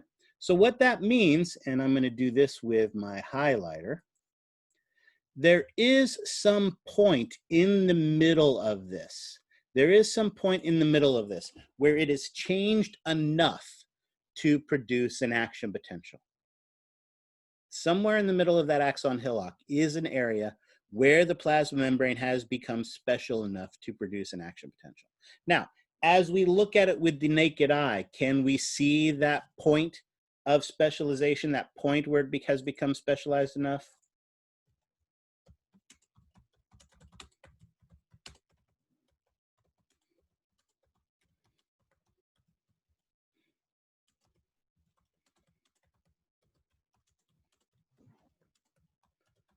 No, we're not going to be able to see that point with the naked eye where that occurs.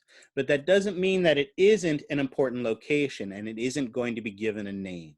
So we call that point, we call it the trigger zone. So the trigger zone is a point in the axon hillock where the plasma membrane has become special enough to produce an action potential. Again, we look at this under the microscope, we look at this under an electron microscope. We're not going to see the trigger zone. It isn't something that we're going to see, but we do know as we look at it, it is definitely in there and it is definitely something that is going to be significant. Hello, dog. That is going to be able to do that. All right. Questions on that? All right, so again, I want to leave my pictures, so I'll cheat and just use my eraser to get rid of that and that and that. And then we can, again, axon hillock, and inside that axon hillock is our trigger zone. Yep. And again, we know that's the specializations where the axon attaches. All right. Questions on that? All right. Now we're getting to the stuff we're a little bit more comfortable and a little more familiar with, because where we've been primarily looking at our axon and at our neuron is at the distal end. After that axon has traveled all the distances that it is going to travel, and again, remember we say that axon is a single unbranching structure that carries that information. We know eventually that axon is going to branch. And when it does branch, oops, no, hold on, I wanted that to be black, and I want my highlighter to be pink. We refer to those branches as the axon terminals. As I mentioned, there are several different names that can be used for these. Notice the one your textbook uses is the term telodendria. There are several different names that can be used for this. And we know at the end of the axon terminals,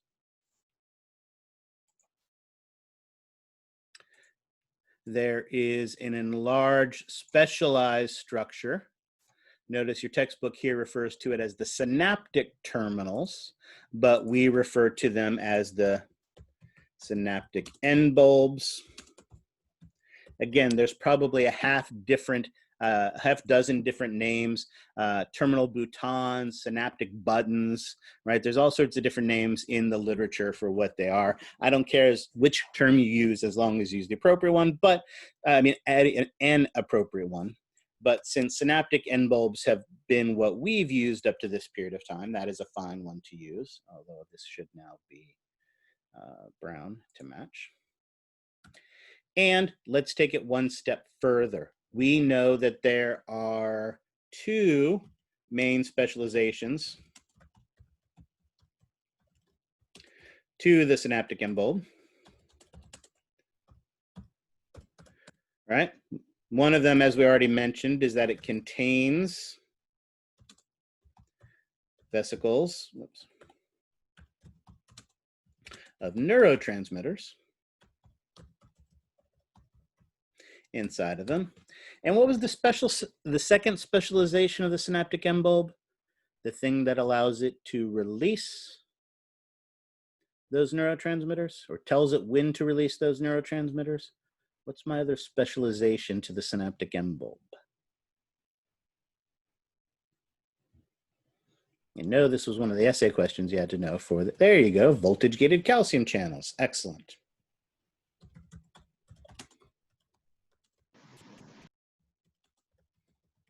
Excellent. Dina, you're absolutely correct. They're gated channels, but again, we always want to be as specific as we can be. These are voltage-gated calcium channels.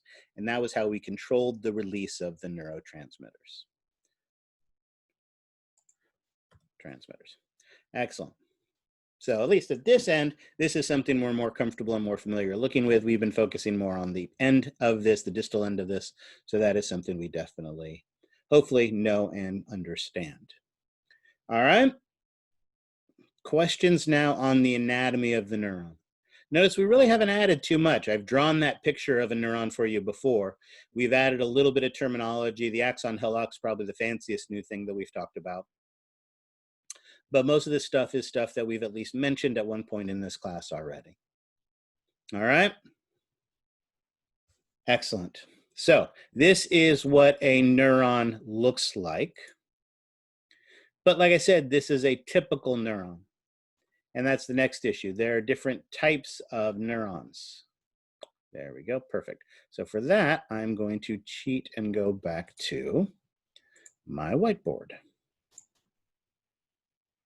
I think I saved this already. I'll do it again. I think I said, but I'm 90% sure, but no harm in doing that again. That allows me to clear it. Excellent.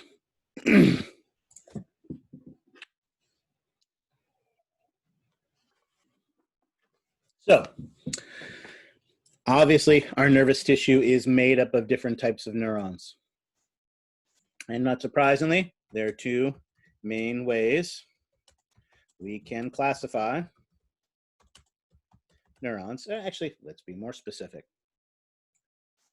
3 main ways we can classify neurons. What do you think the 3 main ways we can classify neurons are?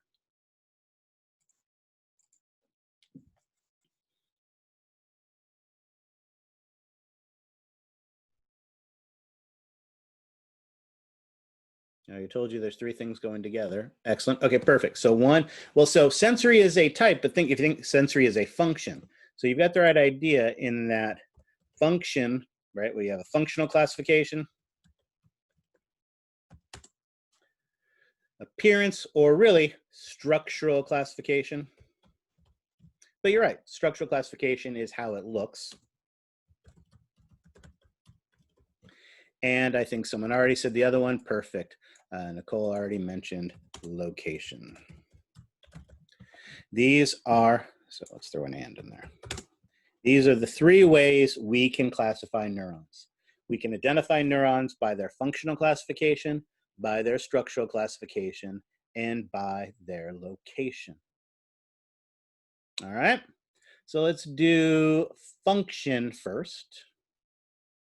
For that, let's go with red. There are 3 functional classifications of neurons. For those 3 functional classifications, the first is, as someone already mentioned, sensory. Sensory neurons, or what we also refer to as afferent. Remember, afferent, they're carrying it into the central nervous system.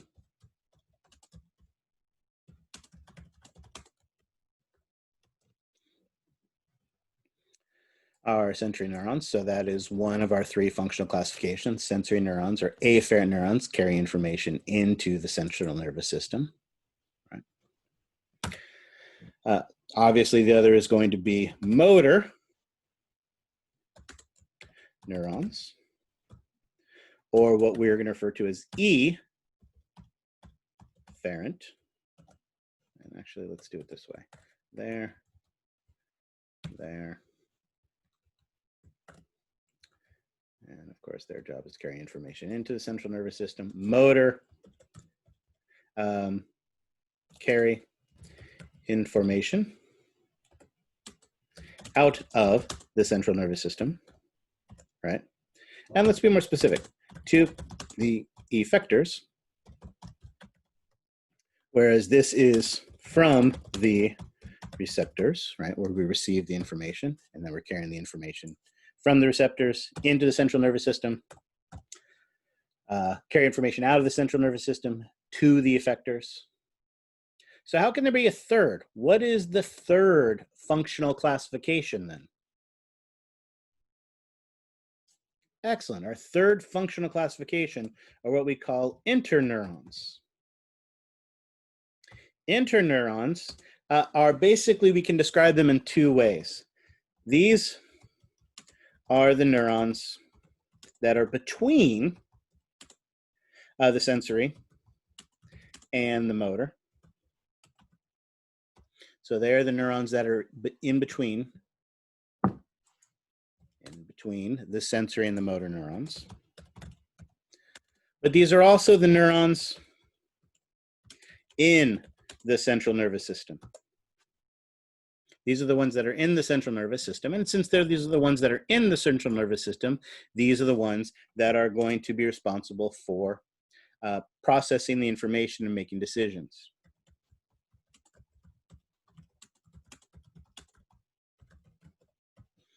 Right? So in between, they process the information and make our decisions. Excellent. I don't like that. Let's do this. I like it there instead. There. Perfect. All right. Questions on our 3 functional classifications. So they're neurons that carry information into the central nervous system. those that process it in the central nervous system, and those that carry them out of the central nervous system.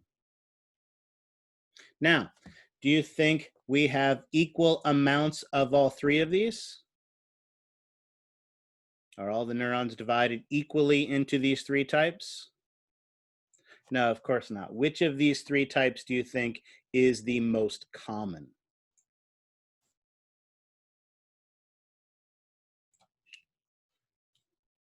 Exactly, interneurons.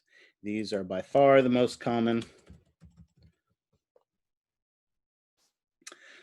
making up something like 90% of the neurons. Not surprisingly, most of your neurons are found in your brain and your spinal cord. So these are absolutely the most common types. All right. Questions on our functional classifications? All right, then let's talk about structural classifications. So for structural classifications, we need a new color. Let's go blue.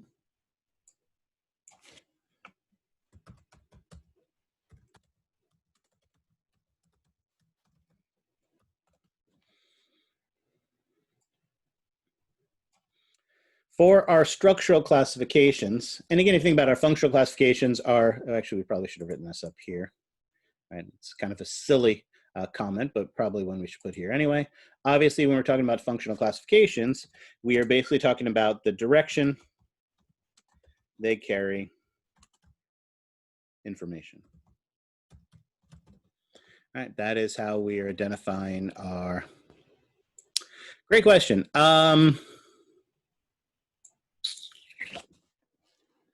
Similar, yes. I would say that there are similar amounts. It may not be identical one-to-one, but yes, we have similar amount of sensory and motor neurons. Yeah, but again, we're talking about like 90% of our neurons are interneurons. So the other numbers are relatively small in comparison. But yeah, probably similar amounts of sensory and motor. Great question. Excellent. With our structural classification, basically the way we are going to identify them is by the number of processes that come off of the cell body. Oops, and that still needs to be blue. So when we talk about the structural classifications, it's the number of processes that come off the cell body. And again, there are three main types. The first of these are what are known as bipolar neurons. With a name like bipolar neurons, how many processes do you think it has coming off of them?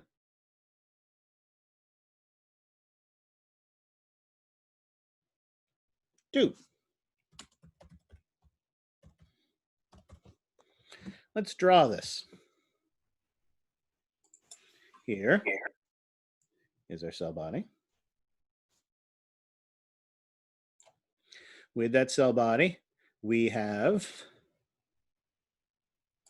one dendrite. Oops, hold on there. One dendrite. Now, of course, dendrites, like axons, can branch to receive information.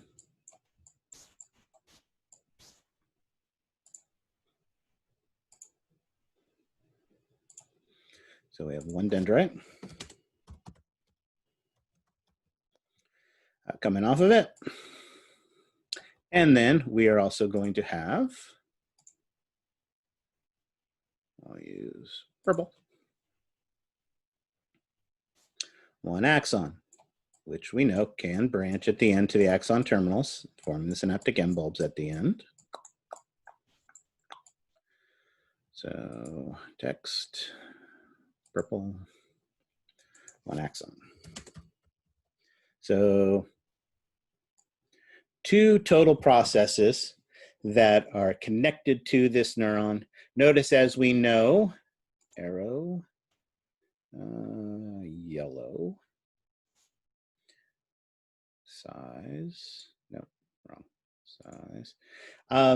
As we know, information comes in the dendrite to the cell body, goes out the axon. So notice information travels in this direction down the screen. So our information is traveling from the top to the bottom. What? Yes, I put it away. Down in that direction. All right. Questions on that? All right, excellent. Our second functional classification, pardon me, structural classification, is a unipolar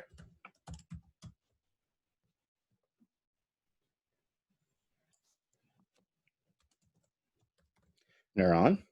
And with a name like unipolar, guess how many processes it has coming off of it? One. Exactly. One process that is going to come off of that.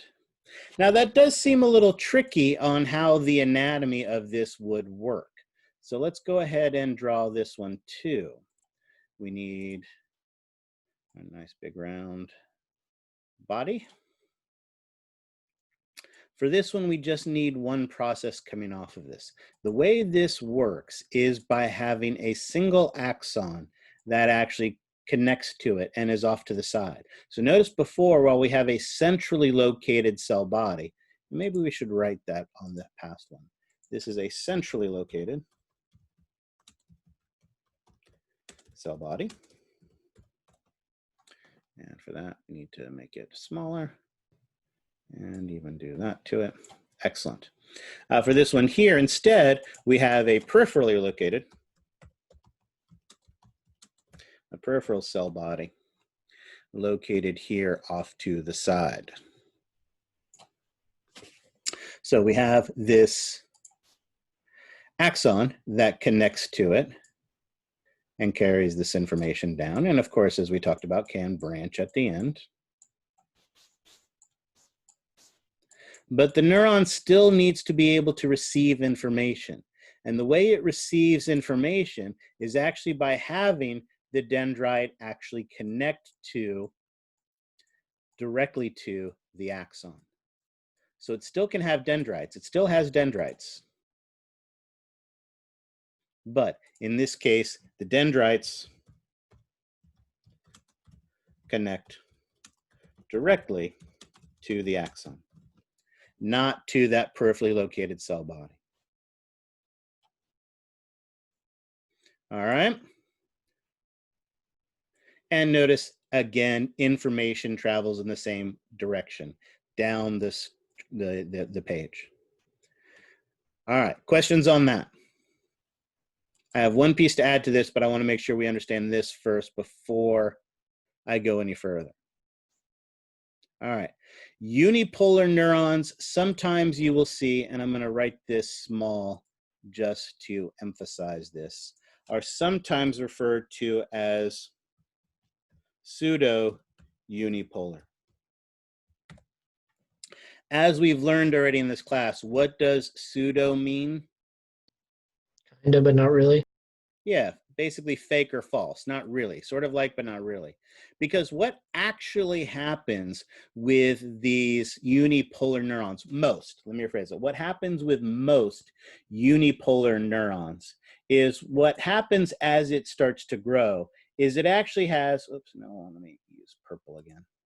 It has not one, but two axon buds that grow off of it. And one grows in one direction and one grows the other direction. And that's how it starts. But then as this neuron matures, these two basically bind together and become a single structure.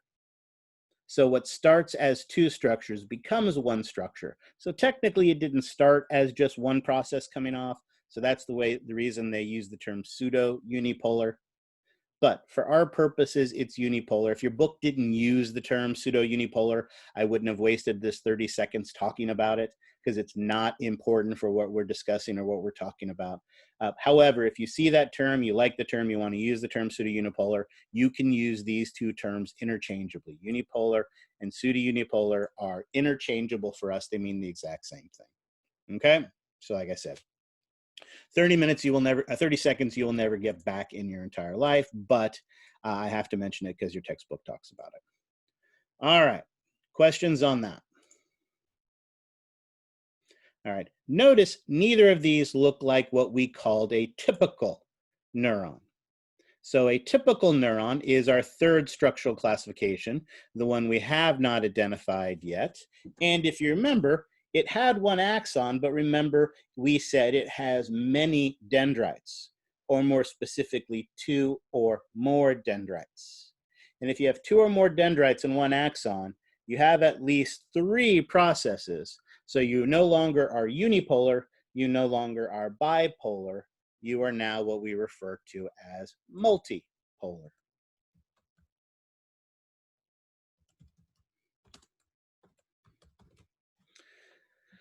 And let's make that big. There we go. Multipolar neuron. This one, as the name indicates,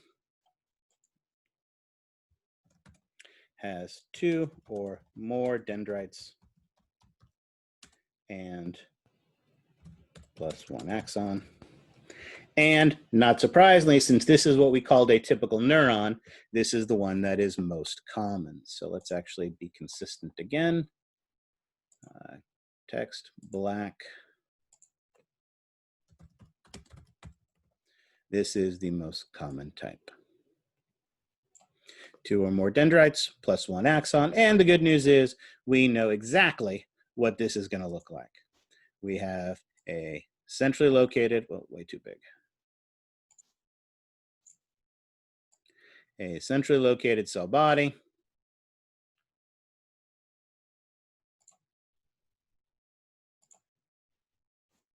Two or more small branching dendrites. 1 single axon, which, as we know, can branch to form the axon terminals at the end. And again, this is that multipolar neuron with a centrally located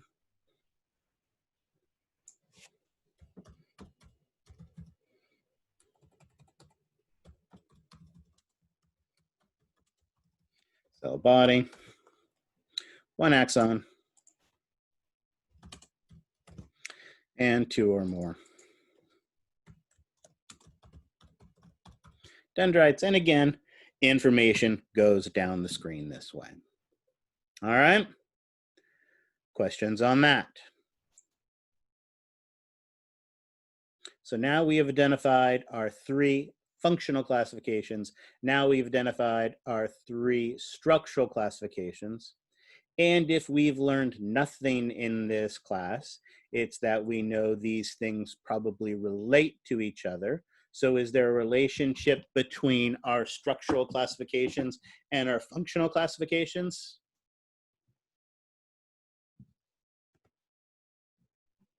What's the obvious answer? Yes, absolutely.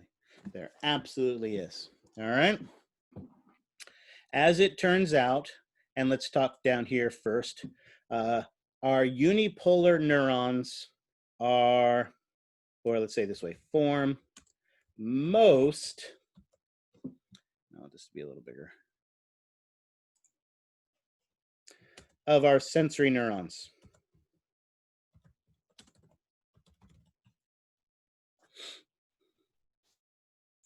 Of course, what's the key word in that sentence? Most, because most means not all. That means there are some exception, and that exception is the bipolar. Bipolar neurons are only found in special sensory locations. Remember, we talked about special sensory involving things like the eye, the nose, hearing, things along those lines. So if we also cheat and come up here to the top, notice that our sensory neurons are mostly unipolar, but some bipolar. And it looks like I'm gonna have to make that a little smaller to make sure it fits. Excellent. Perfect. All right. Of course, notice that only leaves us one type left. So notice our multipolar neurons basically form all motor and interneurons.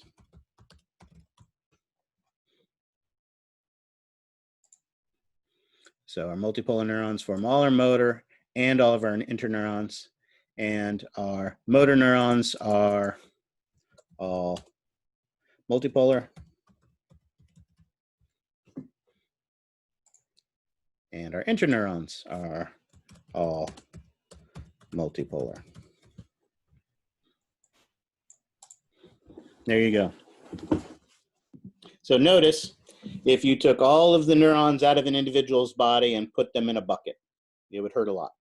But the second thing is, if you were to reach in and randomly pull one out, what is the most common type of neuron you would pull out of that bucket?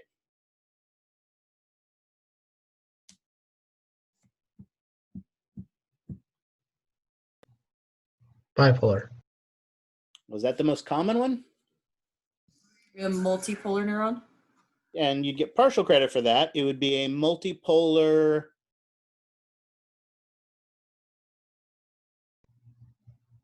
Interneuron. Multipolar interneuron. If you were to randomly reach in that bucket and pull out a neuron, it would most likely be a multipolar interneuron. It would be a neuron from your brain and spinal cord, and it would have 2 or more dendrites and 1 single axon coming off of it. All right, so we have a most common structure, a most common function, and not surprisingly, the two go hand in hand.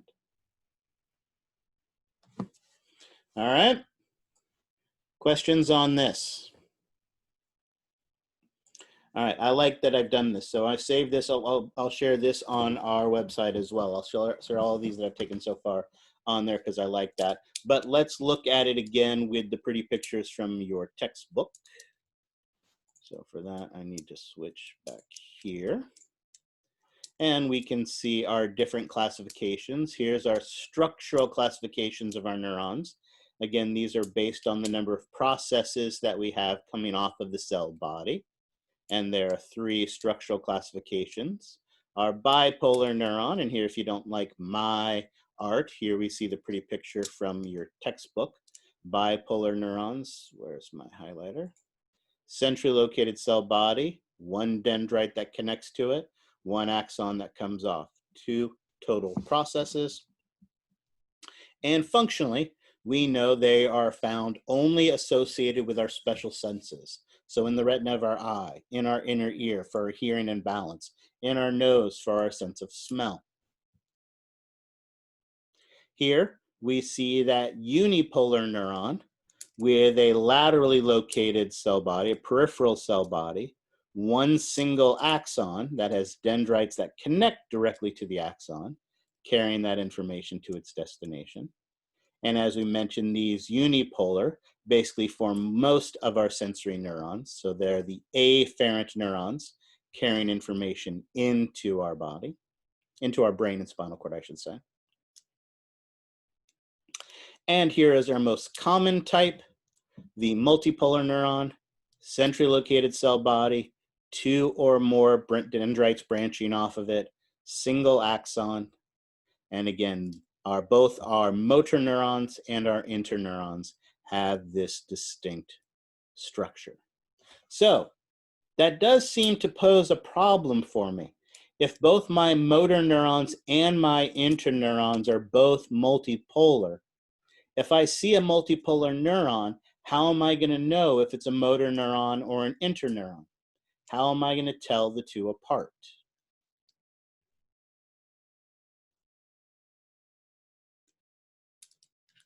Hope? Flip a coin? Or is there a third piece of information we have layered onto this? Structure, function, and location. There you go, exactly. The way you're going to be able to tell the difference between a motor neuron and an interneuron is where that neuron is located.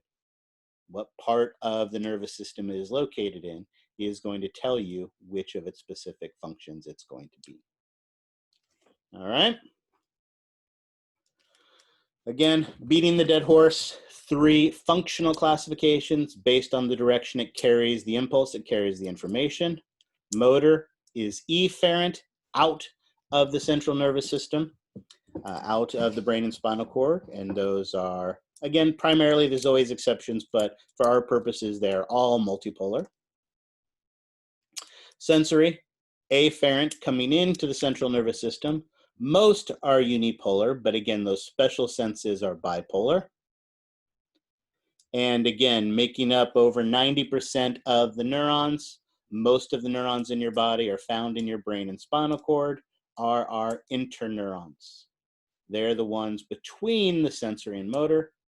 They are the ones that are in the brain and the spinal cord, and they are multipolar. Excellent. Now, as I mentioned, one of the ways we're going to be able to tell motor from interneurons, as I mentioned, is going to be their location. But the other way we can tell them apart is because that while they may all be while they may all be multipolar, do you think they all necessarily look the same? Well, I'm asking the question, so what's the obvious answer? Nope, they all absolutely do not look the same. And so let's take a look at some pretty pictures to identify those differences. Here, for instance, we see 2 multipolar neurons that are dramatically different from each other in their anatomy. The one on the left is called a Purkinje cell. Any reason why it's called a Purkinje cell?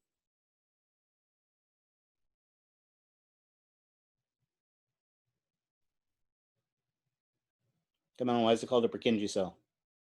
Exactly. Good old Bob Purkinje was the first person who found it. Absolutely. Planted his flag in it, took a picture with it, and so named it after himself. Those Purkinje cells are kind of really cool. For starters, they're found in your cerebellum, which is back here in the back of your brain. But what's cool about them is notice they have these elaborate dendritic trees. And again, sometimes 3-dimensional, when we do a drawing, it's hard to see the 3-dimensionality to it. So it almost looks like the way they've drawn it is it's this big, fat, flat, fan-like structure.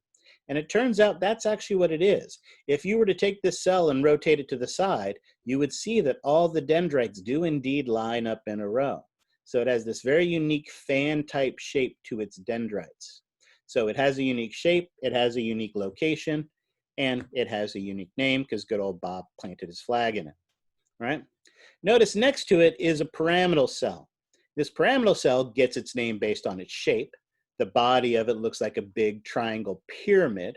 These are found in our brain, in our up here in our brain region, the gray matter of our brain, and these pyramidal cells have these pyramid-shaped bodies with big, long processes of their dendrites. Notice the dendrites are much longer, not as elaborately branched, but much longer to receive information from lots of different parts as your brain is processing and adding pieces together. So again, different shape, different location, and these both have very different functions. So again, we can identify them by their location, and there may be some physical characteristics that are going to help us to tell them apart. And we'll get to play with those when we do some histology. All right, questions on that? All right, excellent. Now that we have talked about our neurons, we have to talk about our neuroglial cells. But again, we spent a lot of time talking about this. We've gone another hour, so let's go ahead and take our next break. We still have a lot to discuss today, so let's take some breaks and keep ourselves fresh. Come back at 10:31, and I will start the recording at that time. And at that point, we will talk about some of the neuroglial cells you are going to be responsible for. All right, any questions on that? All right, let's go ahead and take our second break then, and I'll see you guys in 15 minutes.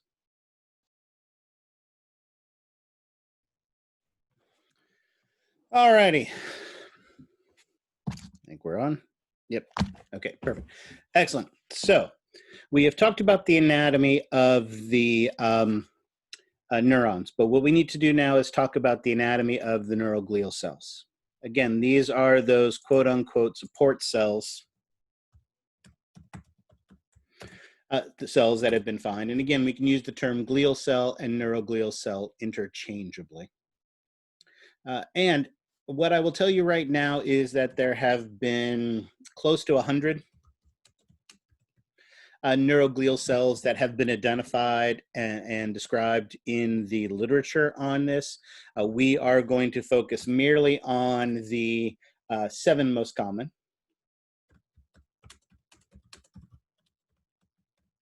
And again, one of the primary ways we're going to distinguish them is based on location.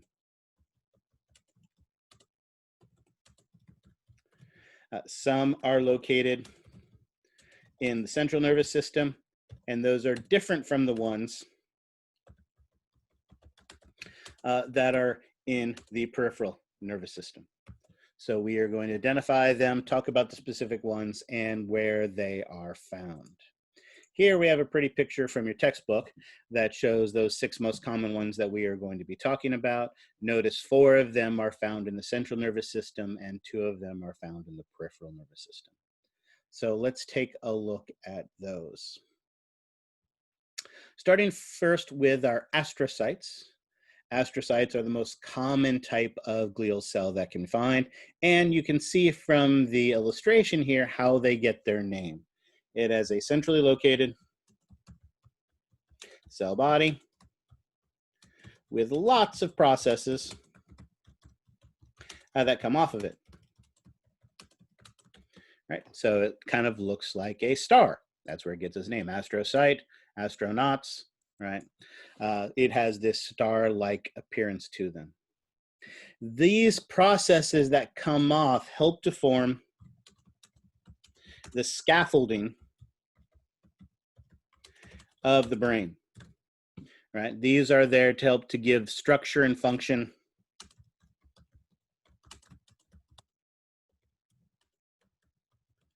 to the brain tissue. If you were to, again, unfortunately, if we were in the classroom, we would have the opportunity to do a brain dissection. We would have a sheep brain that we would have the opportunity to dissect.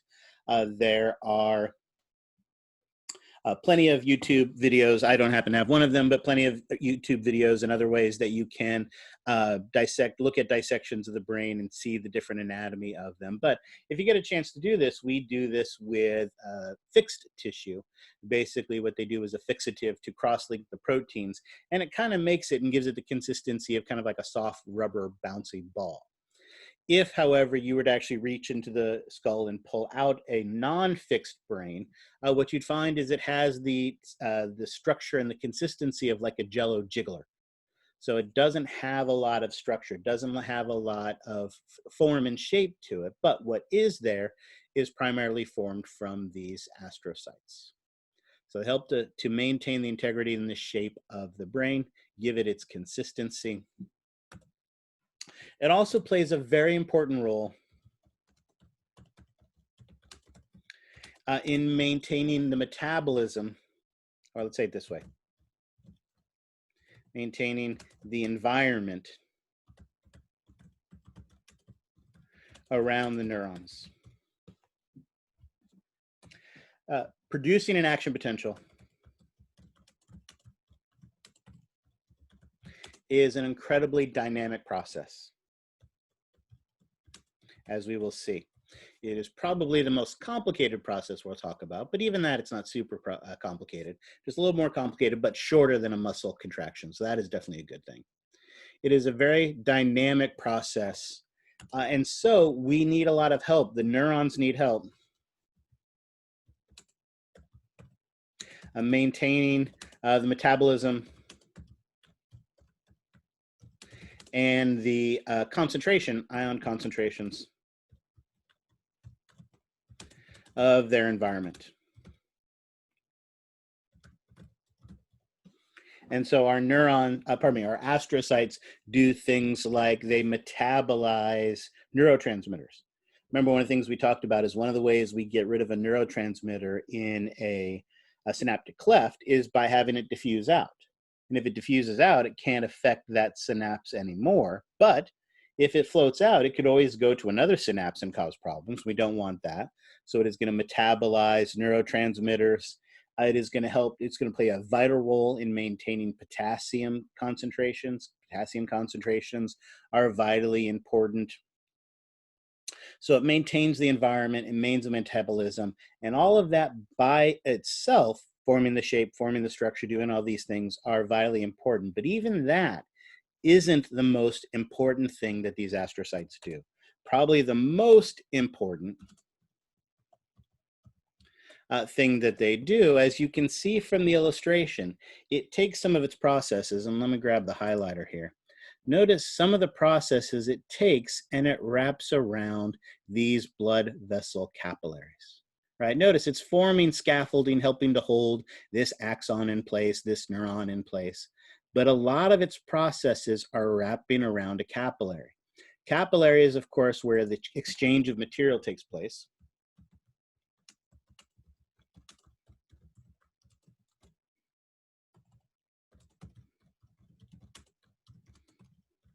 This is where, for instance, oxygen can come out, carbon dioxide can go in, nutrients can come out, waste can come in. This is where materials exchange. However, while oxygen, while glucose, while amino acids can come out of that capillary, bad things, toxins, can come out of that capillary as well. Right? Of course, that happens in all parts of your body. And if a capillary out here, a little toxin comes out and your muscle cell or your skin cell is damaged, we just replace that damaged cell. Is that what we want to worry about up here in the nervous tissue? A little bit of toxin comes out and destroys a neuron, but that's okay. We can just grow more. Is that how it works? No, we can't. Remember, nervous tissue does not regenerate. So we need to be very, very protective about it. So what happens are these astrocytes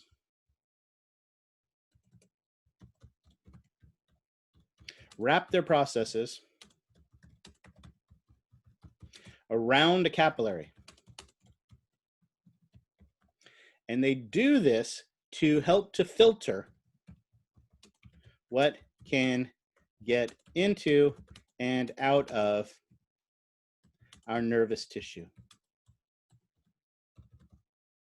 It basically forms what we call the blood-brain barrier. So it helps to limit and restrict what is able to get out of our blood supply into our nervous tissue, what can get out of our nervous tissue, and it forms this important blood-brain barrier. This blood-brain barrier is vitally important for your survival as an organism. However, as we've learned and discussed many times, as we learn how the body works, we can use that information to our advantage. And here, with the blood-brain barrier, is a perfect example. How many people here have heard of a condition called Parkinson's?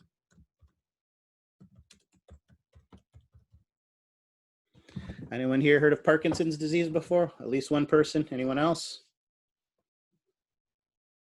A couple of you, excellent, there's more, perfect. Parkinson's disease is a degenerative neurological disorder. One of the most common ways to identify someone who has Parkinson's is they have what are known as resting tremors.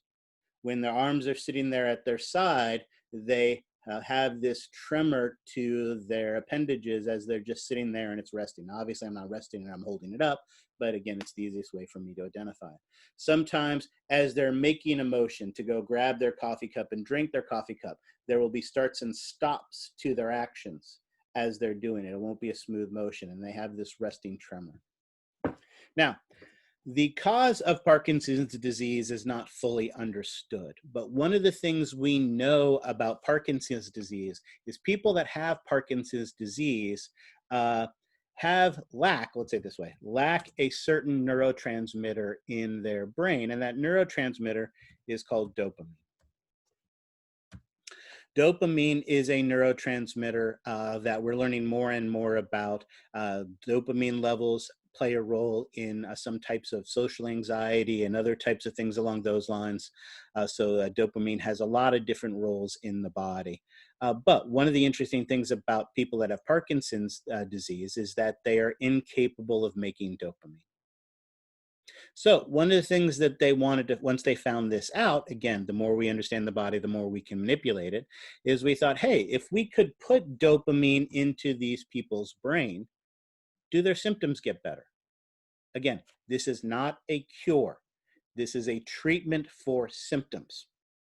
And it turns out the answer to that is yes. If you can get dopamine into a person's brain, as the dopamine levels increase, those symptoms like the resting tremor, the symptoms like the starting and stopping while they're moving go away. And that is a really, really awesome thing. But here's the problem. You can't take a dopamine pill. You can't take a dopamine injection in your blood because dopamine doesn't cross the blood-brain barrier. So if you take that dopamine pill, it gets digested by your digestive system, gets into your brain, gets into your blood. And when that blood gets to the brain, it can't come out of the capillary because of those astrocytes. So if you want to get dopamine into your brain, what you actually have to do is drill a hole in the skull and inject the dopamine directly. Now, like I said, Parkinson's can be an incredibly debilitating disorder. But even people with massive Parkinson's symptoms are somewhat hesitant about having a hole bored into their skull and getting daily injections of dopamine. All right? They're somewhat hesitant about that happening.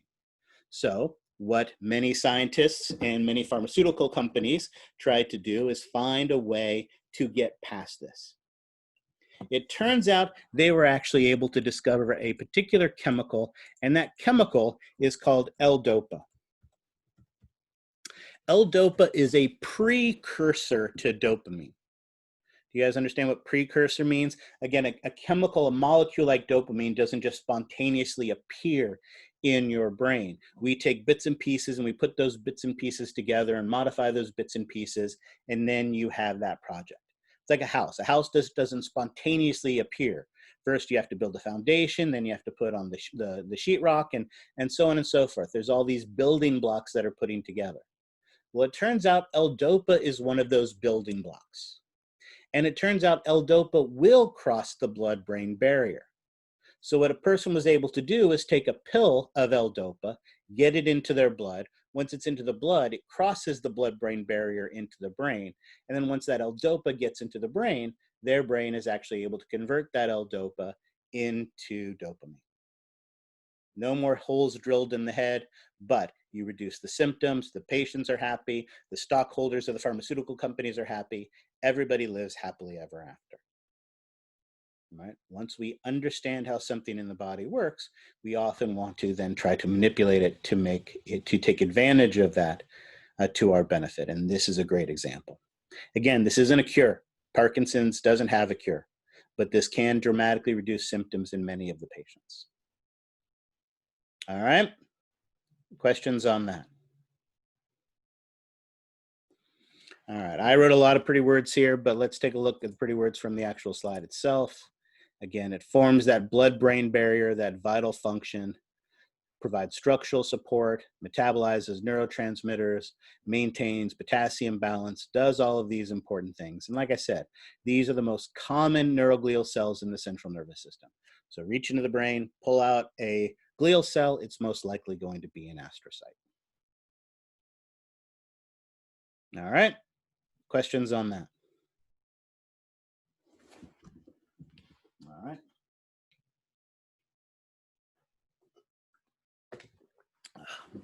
Big talking day. They all seem to be big talking days. All right. Let's talk about our next type of glial cell, and those are ependymal cells. Ependymal cells are epithelial cells. And remember, it's been a while since we've talked about it. Well, actually not really because it's summer. It's only been a couple of weeks since we talked about it.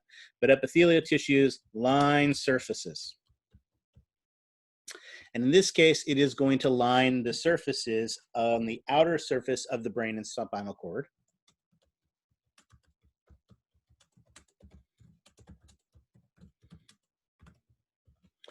But even though we haven't talked about the anatomy of the brain and spinal cord yet, one of the interesting things that you may already be aware of is not only does it have an outer surface, but it also has a fluid-filled spaces inside. Those fluid-filled spaces are aligned with cerebrospinal fluid or contain cerebrospinal fluid. So these ependymal cells also line the inner spaces of the brain and spinal cord.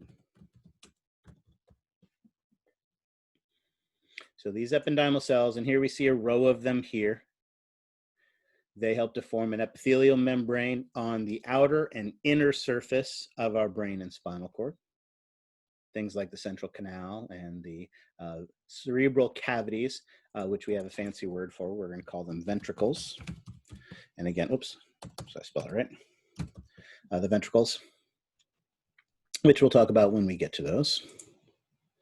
Notice also they have these long processes that come off of them. As we know, those types of long processes are good for increasing surface area because their job is going to be to help to produce and regulate and monitor the condition of the fluid that fills these spaces.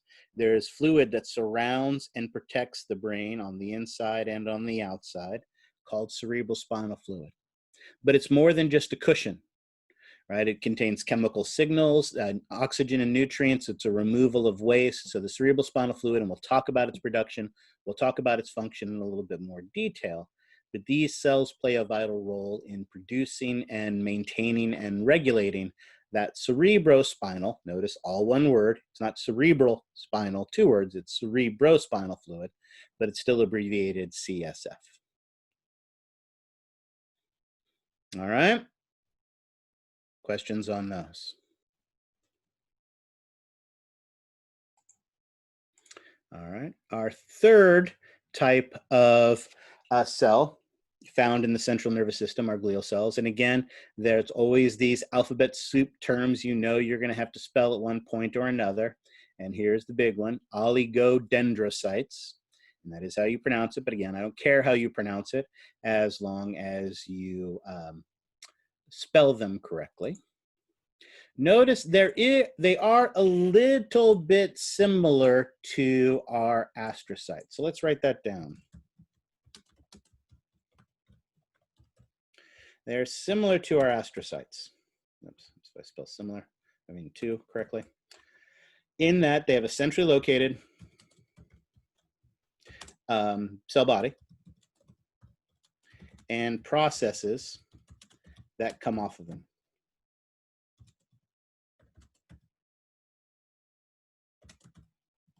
However, whereas the astrocytes have many, the oligodendrocyte has somewhere between, and again, I'm just throwing this number out, let's say somewhere between 6 and 18. Oops. Not quite as many, much fewer in number. And in fact, the pretty illustration we have here has 3 coming off them. They're usually a little bit more than that. Notice also, like the astrocytes, the processes that come off wrap around something. But where they differ from the astrocytes is, in this case, notice what they're wrapping around is they wrap around axons of the neurons. And they don't just wrap around at once, they wrap their processes hundreds of times around a small portion of an axon.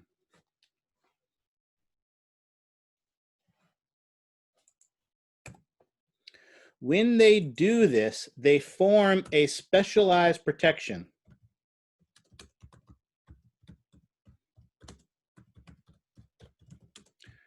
around the axon. And that specialized protection is called the myelin sheath.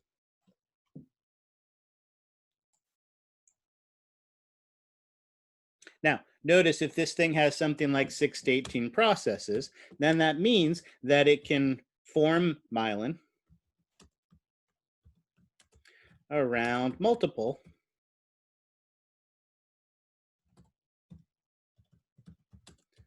axons, around pieces, let's say around parts of multiple axons, specifically 6 to 18 different pieces. So again, notice this one here, 1, 2, 3 different axons that it has wrapped around with those 3 processes that come off, but it is forming a bit of myelin. This myelin sheath basically does 2 things. The first thing it does is it acts as an insulation. Your house, remember, these axons are like wires carrying electrical signals from one location to another. Your house, if you were to tear open your wall right now, would have dozens of wires in them. And if you were to pull that out of the wall, would you just see a whole big, huge bundle of copper that was all just wrapped around each other, just intermixed and connected to each other? No, each one of those individual wires has insulation around it so that the electrical signal doesn't jump from one wire to another. So that when I turn on this light switch, sometimes the light goes on, and sometimes the garbage disposal downstairs goes on, or sometimes the garage door opener goes up, or sometimes the TV turns on, right? That's not how it works. We have each system isolated by having them insulated. And when it acted as an insulation, it helps to keep the signals separate.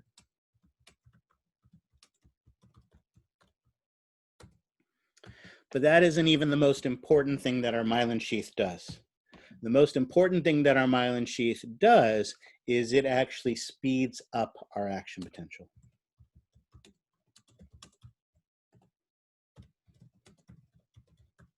We have not had a chance to talk about the action potential yet. We're going to do that on Monday, although you're going to be studying it this weekend as you do the labster.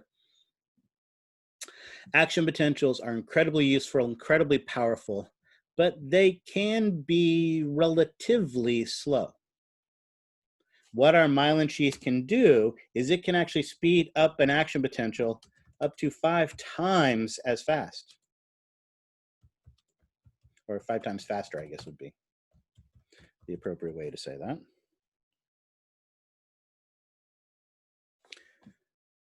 So this myelin sheath helps to speed up our axons so that they move more quickly.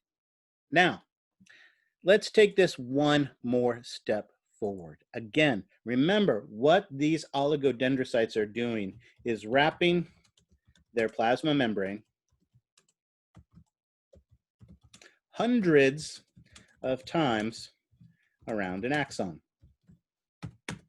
Someone remind me again what the plasma membrane is primarily made up of?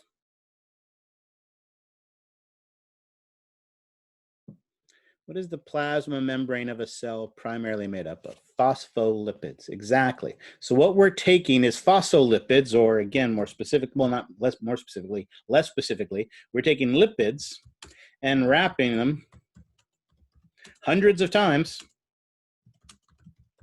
around an axon to form insulation. And lipids, remember, are fat. So this weekend, you got a weekend coming up, the weather's going to be nice, so you're going to use your barbecue. So you put on your spacesuit, your mask, your gloves, your goggles, all of that. You run to the store and you buy the nicest piece of Wagyu beef you can find. And what is it that makes that Wagyu beef so special, so wonderful, so delicate, so tender? They massage it for hours. Here, they massage it for hours. They feed it beer, right? It's living, that cow's living the life. But what does the meat actually look like?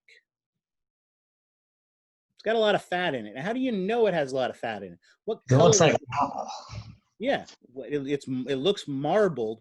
With what color? What color is the fat? like glistening white. Glistening white, exactly. Fat is white, and that's what happens here. These axons, and remember I mentioned it once before, the parts of the nervous tissue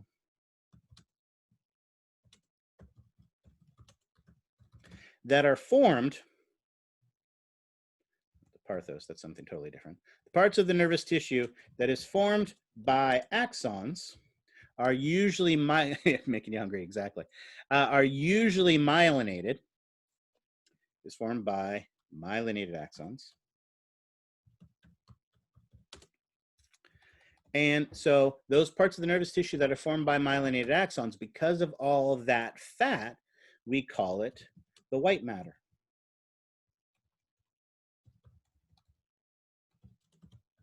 So when we talk about our anatomy of our brain and spinal cord, we talk about the nerves and things like that, or brain and spinal cord primarily. We're going to talk about white matter and gray matter.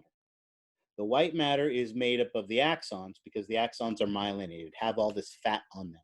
And when we look at them under the slide, they tend to have a whitish coloration to them. The gray matter is the part that's made up of the cell bodies and dendrites.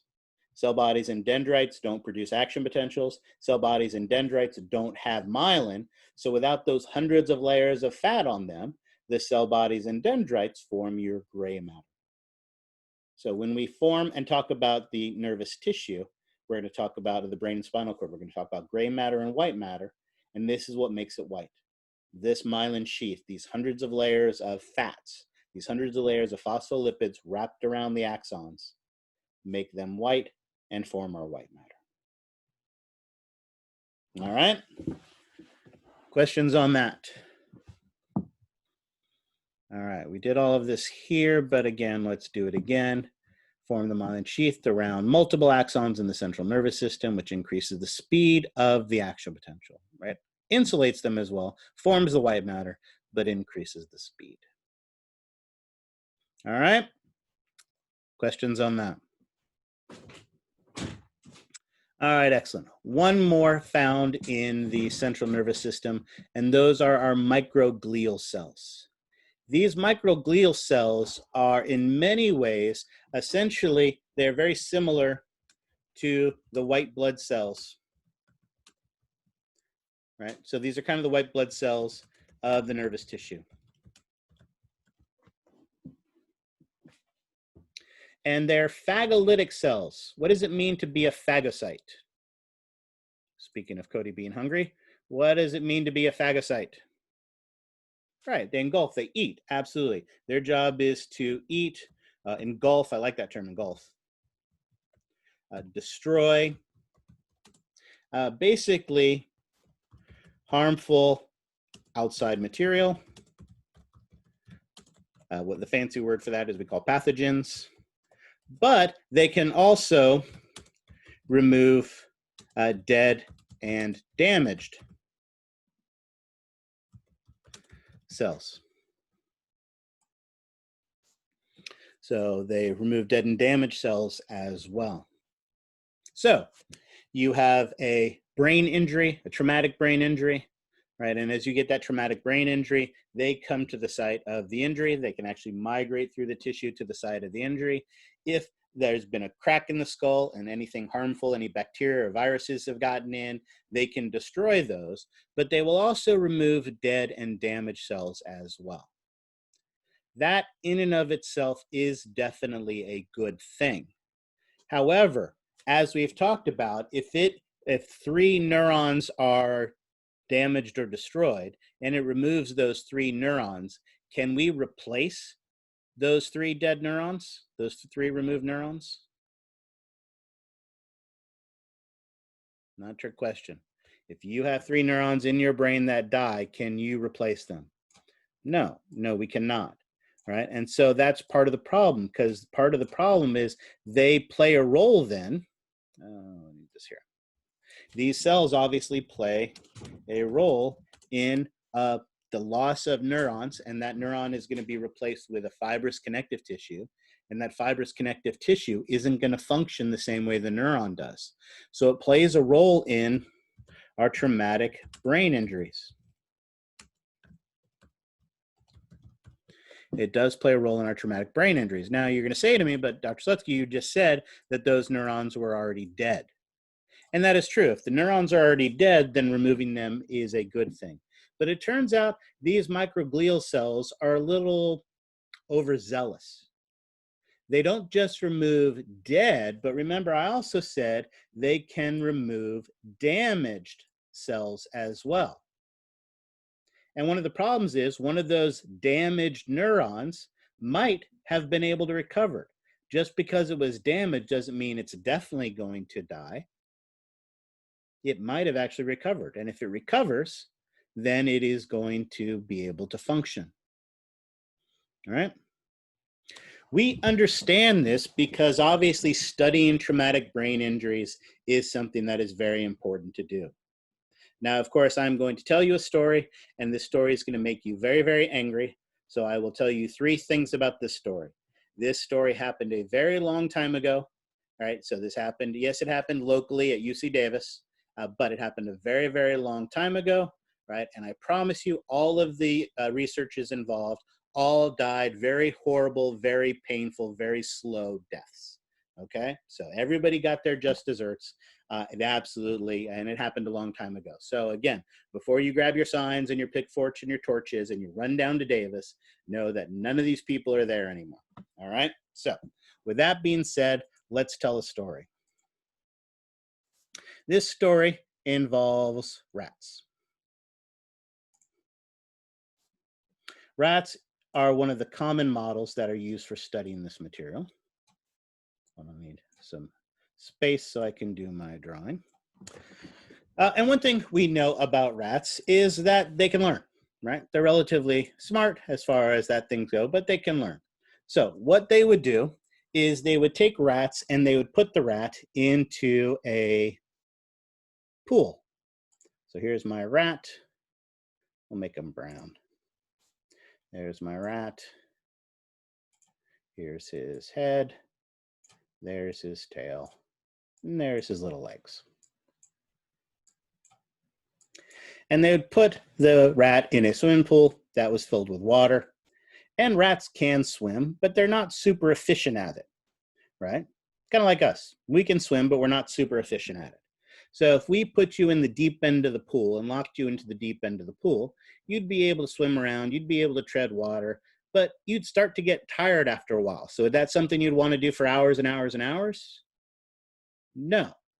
But it turns out what they did inside the pool is inside the pool, there would be these small islands. A clear glass island. Because it was a clear plexiglass, the rat wasn't able to see it. But what would happen during the course of the rat swimming around, the rat would swim around looking for a way out or looking for something. And as it was swimming, what would happen is it would find, by chance, that island, and it would then come and be able to stand on the island, and it wouldn't have to swim anymore, and it would be happy. And of course, the first time it found that island, it found it just by chance. But then they put him in the pool a second time. And when they put them in this pool the second time on the next day, guess what the mouse did? Did the mouse continue to swim around randomly? No, it's the first thing the mouse did.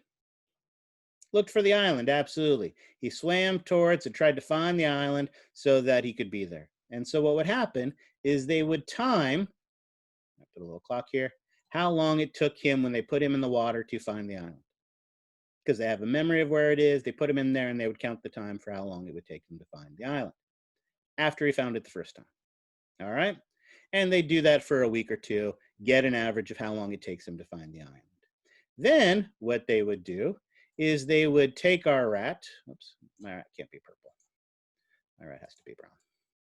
They would take the rat, and again, got to give him a head. Got to give him some legs. Got to give him a tail. And what they would do is they would connect a tube, a little hollow tube, to the head of the rat. That had a standard height and a standard length to, standard length, standard width to it. And then what they would do is they would take a standardized weight and they would drop that weight in the tube so that it always traveled the same distance with the same velocity with the same mass, and it would basically hit him in the brain, on the skull, and induce a traumatic brain injury, right? That's not his eye, he's not dead, but it would induce a traumatic brain injury. Again, all these people died horrible deaths, painful, slow deaths, as a result of this. But what they were able to do is produce a standardized traumatic brain injury in this. What they would then do is take the brain damaged rat and they would put them into the water. And they would time how long it took the rat to find the island. And with a traumatic brain injury, do you think that took them less time, more time, or the same amount of time to find the island? More time, exactly. With a traumatic brain injury, it typically took them more time to find the island. Clearly showing that inducing a traumatic brain injury affects brain function. Okay? But then, again, it wasn't just about torturing rats, right? It was also about understanding science. So then what they did with the third set of rats is they did the exact same thing. They timed how long it took them to find the island. They induced a traumatic brain injury. But then what they did, as soon as they induced that traumatic brain injury, is they injected a chemical. And that chemical basically inhibits the microglial cells.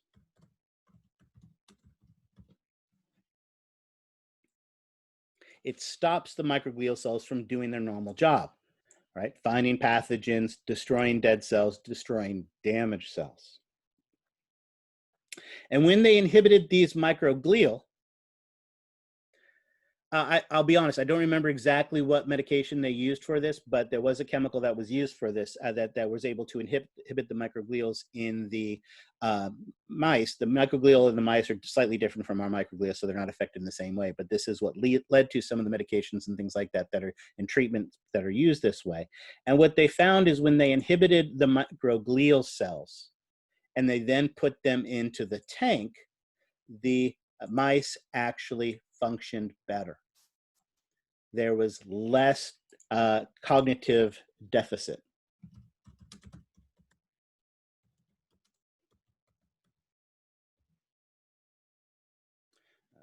As a result of this process. So what they found is that these microglial cells were a little too aggressive. They were killing cells that were just damaged and able to recover. And so as a result of that, by suppressing microglial cell activity, they were able to maintain more cognitive function. Now, again, I know this is a horrible story that we've told about torturing mice. And again, many years ago, all these people died horrible, long, painful deaths. But the third important thing about this type of research is it helps us to understand how the brain recovers. And because of studies like this, we have changed the protocols of how we handle people who have spinal cord and traumatic brain injuries. Again, one of the places where it's most obvious is in sports.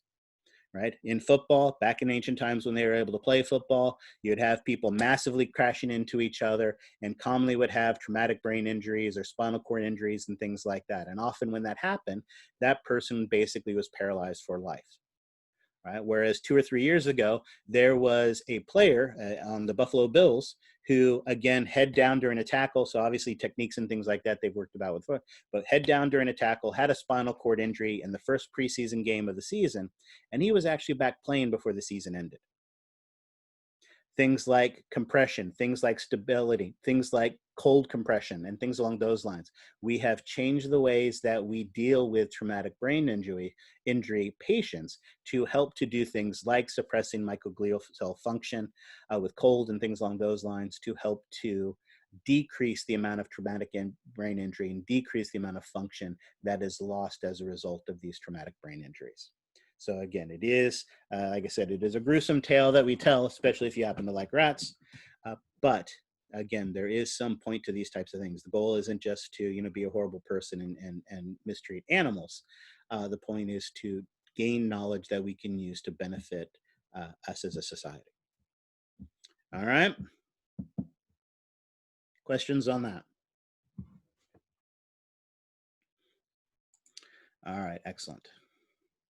I know I was not involved in that research, so don't protest me either. All right, excellent. Oops, wrong button. That's what I want. Perfect. All right, so those are the 4 neuroglial cells that are found in the central nervous system. Play an important role in our brain, in our spinal cord, in their function. Now, not surprisingly, nervous tissue in our central nervous system and nervous tissue in our peripheral nervous system is similar in their functions. So not surprisingly, the glial cells that we find in the peripheral nervous system are going to be similar in their function to what we find in the central nervous system. And there are 2 primary ones we are going to find, and this picture actually shows both of them. The first one are our satellite cells. And these satellite cells are fairly similar in function, not in look, but in function. Oops, if I spell function right. In function to our astrocytes.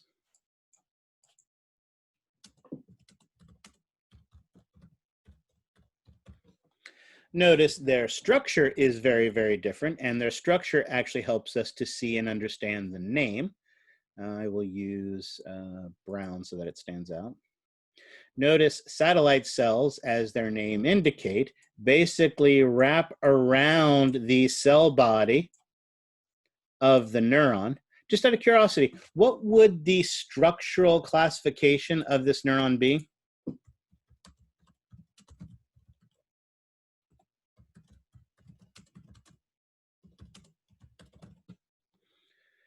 Excellent. This structurally is unipolar. We only see one process coming off of it.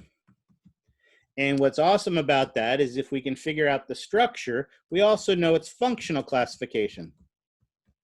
What is the functional classification of the neuron? If it is unipolar, what must its function be? Sensory. Excellent. Location, structure, function all go hand in hand. So here we have a unipolar neuron, and because we know its structure, we can tell its structure because we see one process coming off of it. We know that functionally it must be sensory, and we'll worry about the location in just a bit. But notice we have these cells that wrap around that cell body, kind of forming like a halo around the outer surface, or surrounding it like satellites surround the Earth, and that's where they get their name. These satellite cells surround our cell bodies found in the peripheral nervous system, and that's what a ganglion is. I don't know if I remember if I identified what a ganglion is. A ganglion is a cluster of cell bodies in the peripheral nervous system. So there are a cluster of cell bodies in the peripheral nervous system. So in those ganglia, we have satellite cells that wrap around the cell bodies.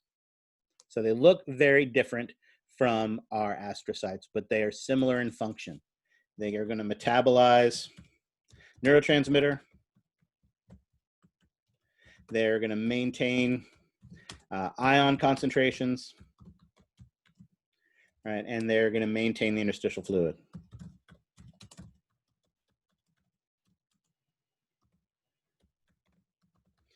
For the neuron. So they are similar to our astrocytes in their function. All right, questions on that? Excellent. The second type of cell found in the peripheral nervous system are the Schwann cells. These Schwann cells, again, functionally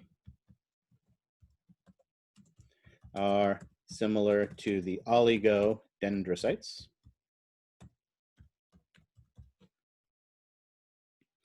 In that their job is to insulate axons and form myelin sheath in the peripheral nervous system. And notice it does both things, and it can do both things separately. Notice what I want to show you over here. Notice what's happening over here. Here we have a Schwann cell, that basically is holding 1, 2, 3, 4, 5, 6, 7, 8, 9 different axons and separating them from each other.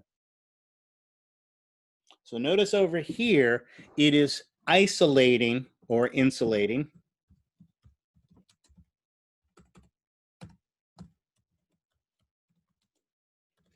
the axons, because again, we don't want our wires crossing. However, notice this is not forming myelin.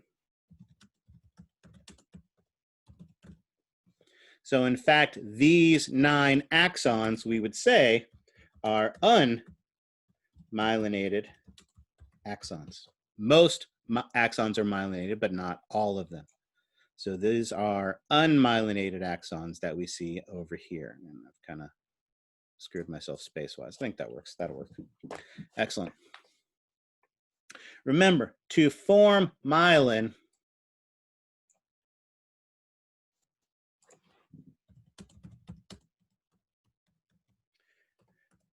the cell has to wrap its plasma membrane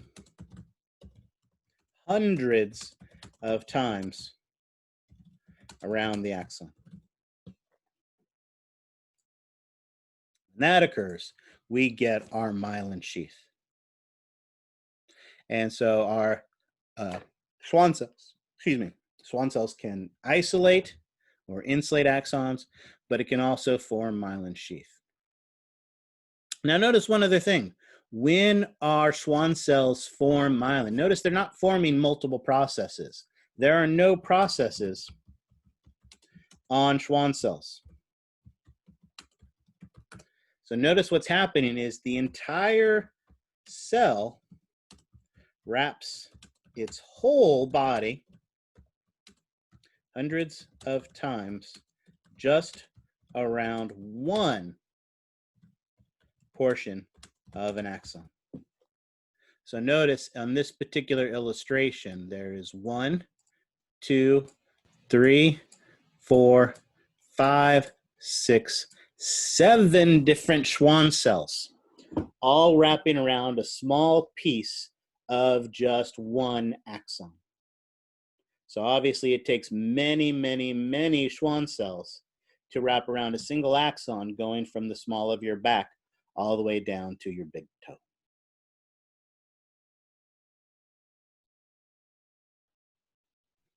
So again, notice both Schwann cells and satellite cells are similar in their function, but their anatomy and their structure is different.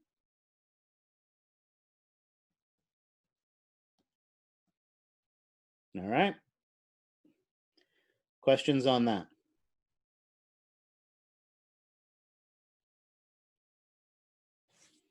All right, excellent. So there are your 2 neuroglial cells of the peripheral nervous system, and again, 6 total glial cells that you're responsible for, 4 in the central nervous system, 2 in the peripheral nervous system.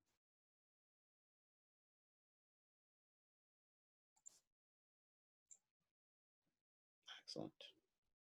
Again, want to emphasize this point. Myelin sheath is multiple layers of, as someone mentioned, those phospholipids wrapping themselves hundreds of times around the axon. And again, what are the 2 cells that produce it? What's the cell in the peripheral nervous system that produces myelin sheath? Come on, I'll give you the easy one first. What's the one in the peripheral nervous system? Schwann cells, excellent. And what are the ones in the central nervous system?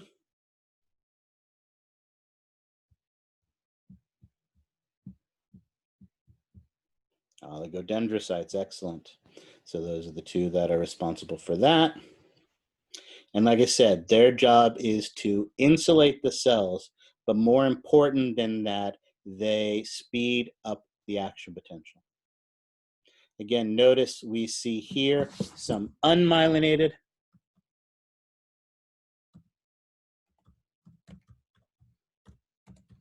axons. where they're just being separated by that Schwann cell. But again, to form myelin,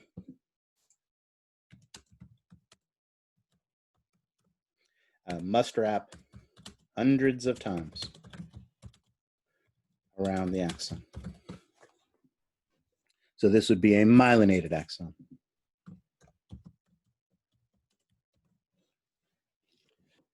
This myelination is important. As I mentioned, axons are specialized where they can produce an electrical signal and spread it as far as we need it to go. If you had an axon that went from here to Seattle, Washington, you could send a signal from here to Seattle, Washington, right? That might be useful because grandma lives in Seattle, Washington. And in ancient times, there were these things called telephones. Now, telephones were not these elaborate computers that you kept in your pocket. Telephone was this big box that sat on your wall and was connected by a wire to a bunch of wires outside. And some of those wires went all the way to Seattle, Washington. So what you would do is you would pick up the receiver off of that big box, and it had a big dial that you had to rotate around 11 times. And eventually an electron would go from here all the way up to Seattle, Washington to let grandma know you were calling.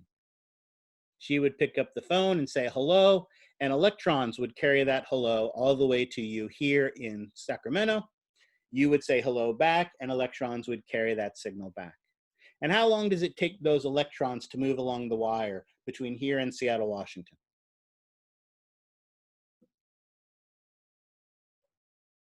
You called grandma on the phone and said hello. How long did it take before you heard grandma say hello back?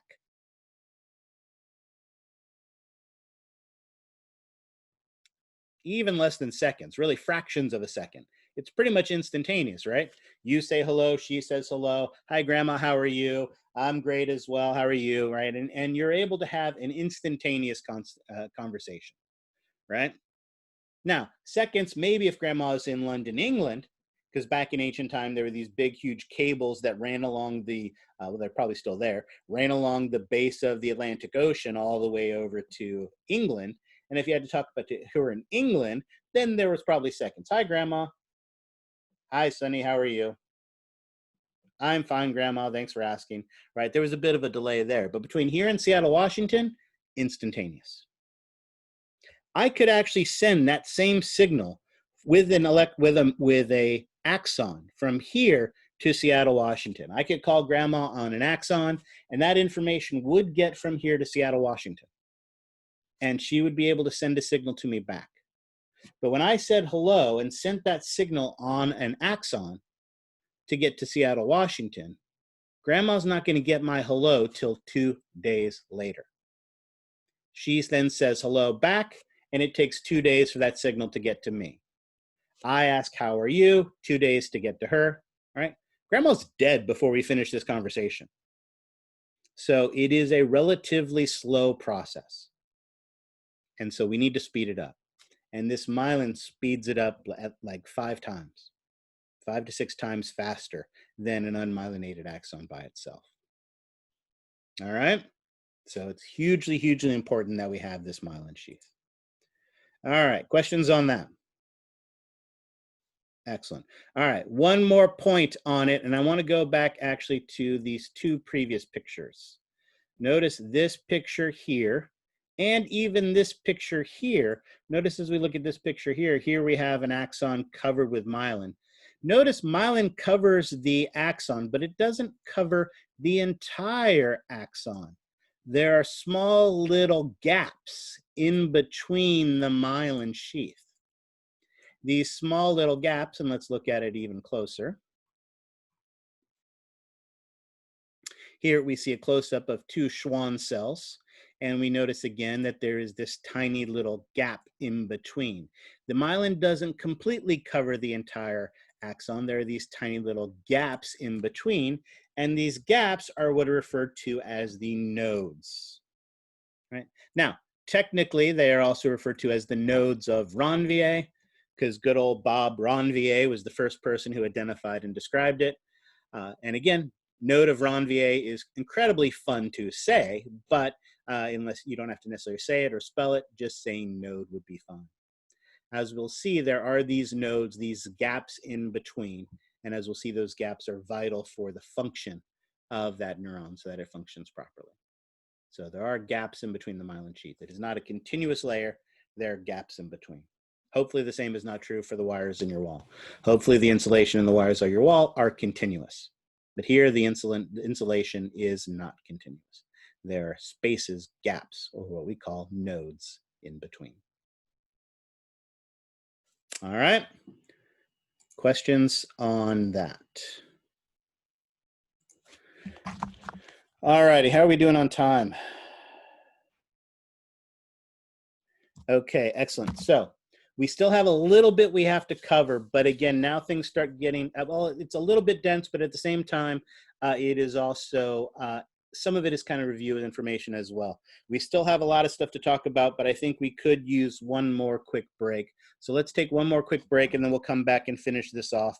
It is, stop that. What is the time?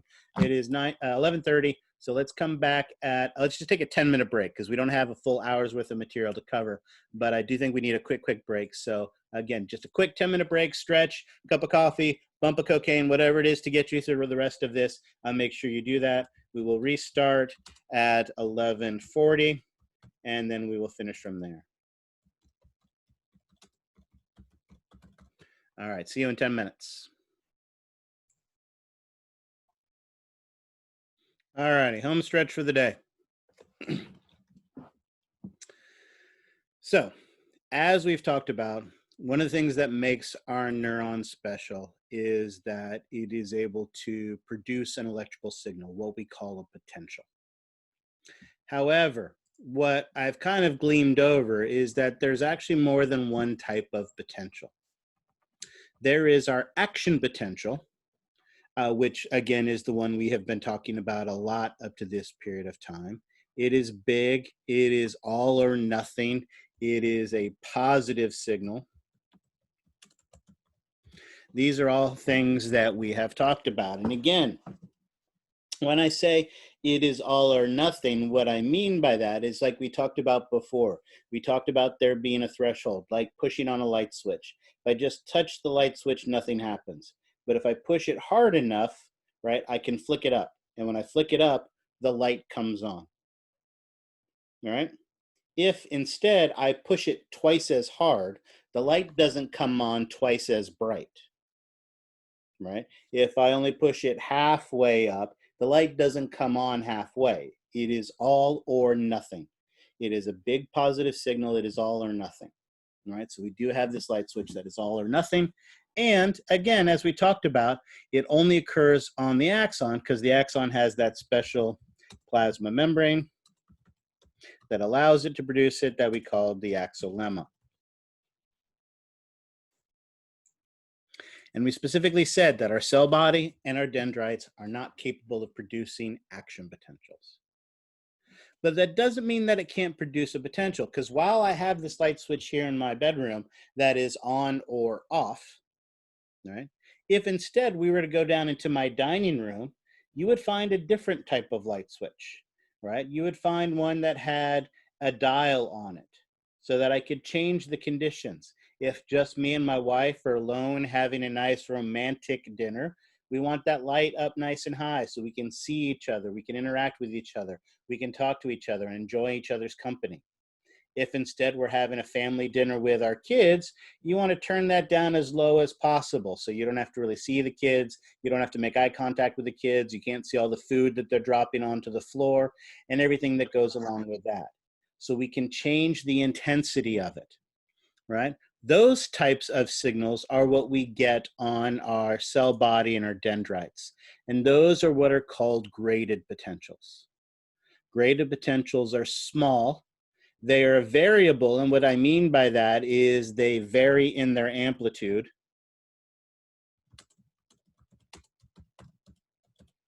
Right? If I turn that knob a little bit, it gets a little brighter. I turn it the other way, it gets a little darker. So they're going to vary in their, oops, I don't know what I was doing there. Vary in their amplitude. Another big difference between our graded potentials is graded potentials can be positive or they can be negative. Notice our action potential is always a big positive signal. This can be a small positive signal or it can be a small negative signal. And it can vary in amplitude. Remember, we talked about how an action potential is a big plus 100 millivolt change. The average graded potential is only a plus or minus 2 millivolt change. So maybe it can be a positive 1 millivolt change or a minus 2.5 millivolt change. But it is a much smaller signal and it can vary in its amplitude. And as we already indicated, these types of changes are produced on the cell body in the dendrites. So the entire neuron can produce potentials, changes in the membrane potential inside of it.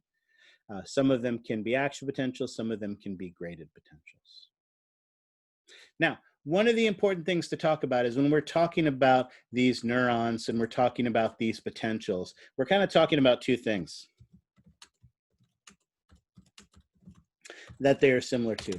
We've talked before about how basically these move similar to electricity.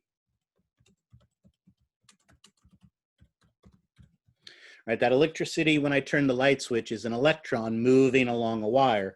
Or when I called grandma on that landline, it was an electron moving along a wire. Here, we're not moving electrons, but we are moving charged particles. So it is similar to electricity that way. And remember, as we also talked about, movement of electricity is also similar to the movement of water. I've used the example a couple times when we were talking about the muscle, that we take that big rock and we drop it in the pool and we produce a big wave, and that big wave moves. So when we talk about these potentials, we're talking about movement similar to electricity, similar to water, and they're going to move in similar ways, and therefore similar factors are going to control them. To produce these potentials,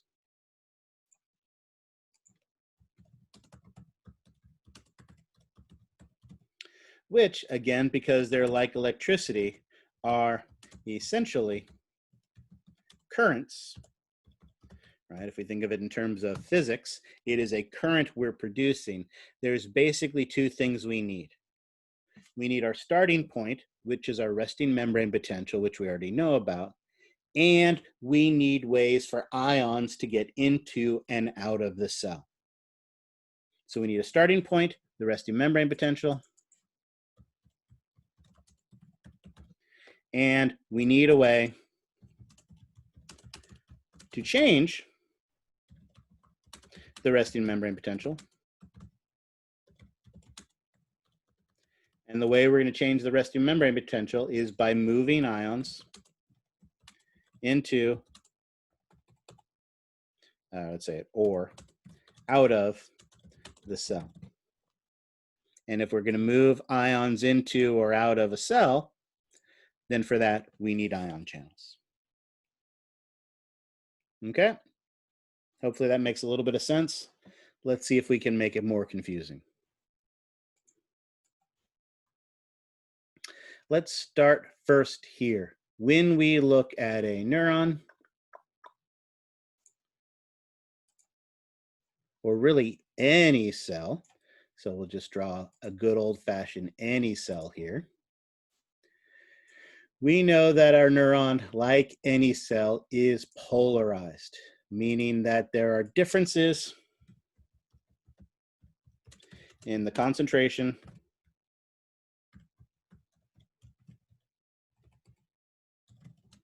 of ions inside and outside the cell. I don't know why I keep using red for this. Let's switch to black so it can be a little easier to see. Excellent. So, as we've mentioned, give me an example of an ion that we know is unequally distributed inside and outside of the cell. Sodium. Excellent. Where is there more sodium? No. Hold on. Bingo. Where is there more sodium? outside the cell. Excellent. So we know there is a large amount of sodium outside of the cell, and we can make that big to show that. Excellent. A lot of sodium outside the cell, and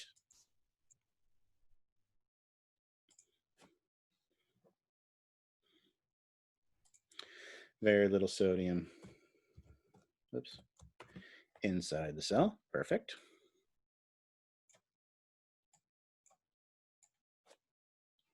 What's another ion that is unequally distributed? Potassium, excellent. Where is there more potassium? Inside, excellent. So there's only a small amount of potassium outside the cell, but inside the cell there is a large amount of potassium. Give me another cation.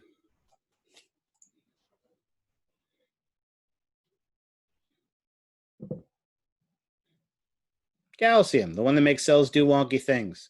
And since it makes cells do wonky things, do we want a lot of it inside the cell? No, of course not. So there's far more calcium outside the cell. And very little calcium inside the cell. Of course, it's not all cations. What is our most common anion again? Chloride, excellent. And where is there more of that, inside or outside?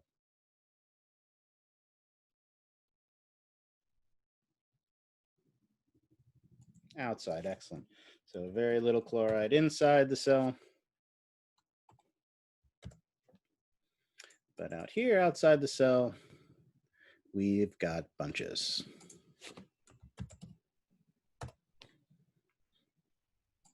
Excellent. All righty. Now, we know this unequal distribution leads to uneven movement of ions, and we know that inside the cell has a resting membrane potential. And what was that resting membrane potential again? Negative 70 millivolts. Perfect. Excellent. So the cell is polarized at rest.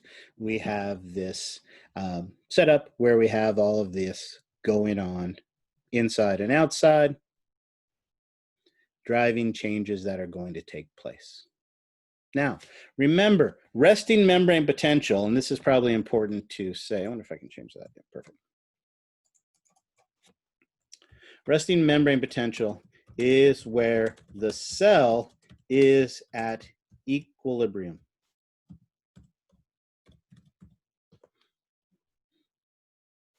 When the cell is at equilibrium, does that mean that there are no more ions moving into or out of the cell?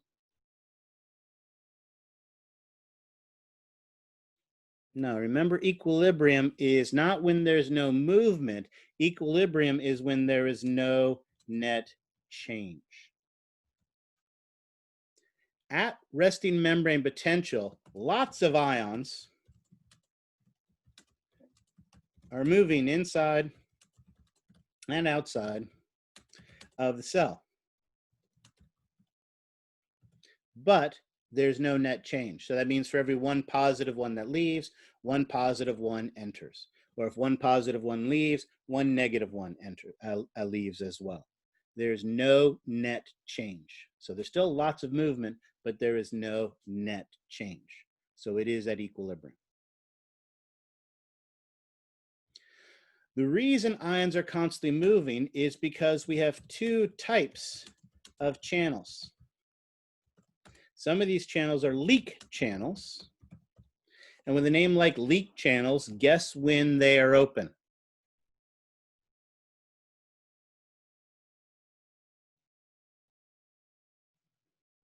Not a trick question. All the time, exactly. They're open all the time. So, for instance, let's go ahead and draw here. I'll use that, and I will use that.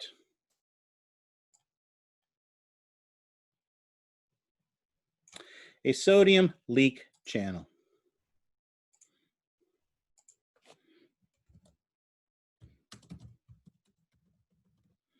This is a channel that is open all the time.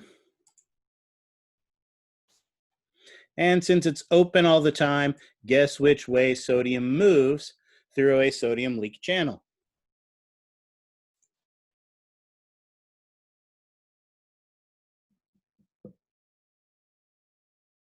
Into the cell. Excellent. Sodium is constantly entering into the cell. Conversely, we also have potassium leak channels.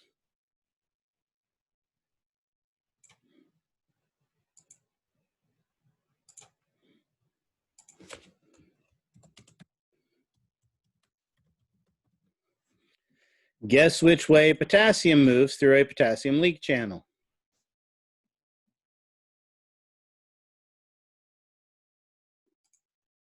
Out. Potassium moves out. Now, notice what we just talked about. The cell is at rest when there is no net change. If one positive sodium enters the cell and one positive potassium leaves the cell, has there been a net change? No. And so that's good for sodium and potassium because they get to go where they want to go, but it's not good for the cell. What the cell needs to do is the cell needs to maintain this membrane potential. Luckily, as we know, and conveniently enough, red and blue make purple, we know that the cell also has pumps. And one of those pumps, actually, let's cheat, make it solid.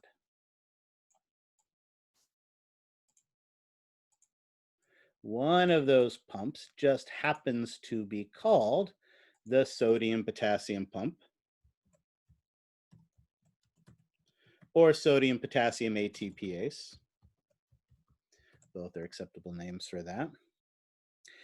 It, of course, uses ATP. And what does it use that ATP to do again? Someone want to remind me?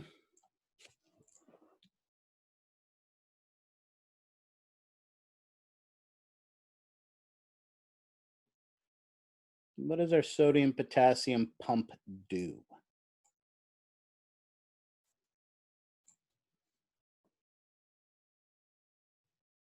Excellent. It uses ATP to move sodium-potassium, hence the name sodium-potassium pump. And you are absolutely correct.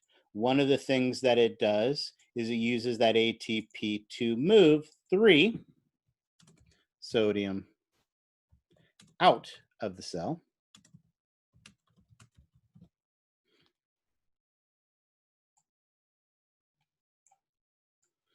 And at the same time, it uses that ATP to bring 2 potassium in.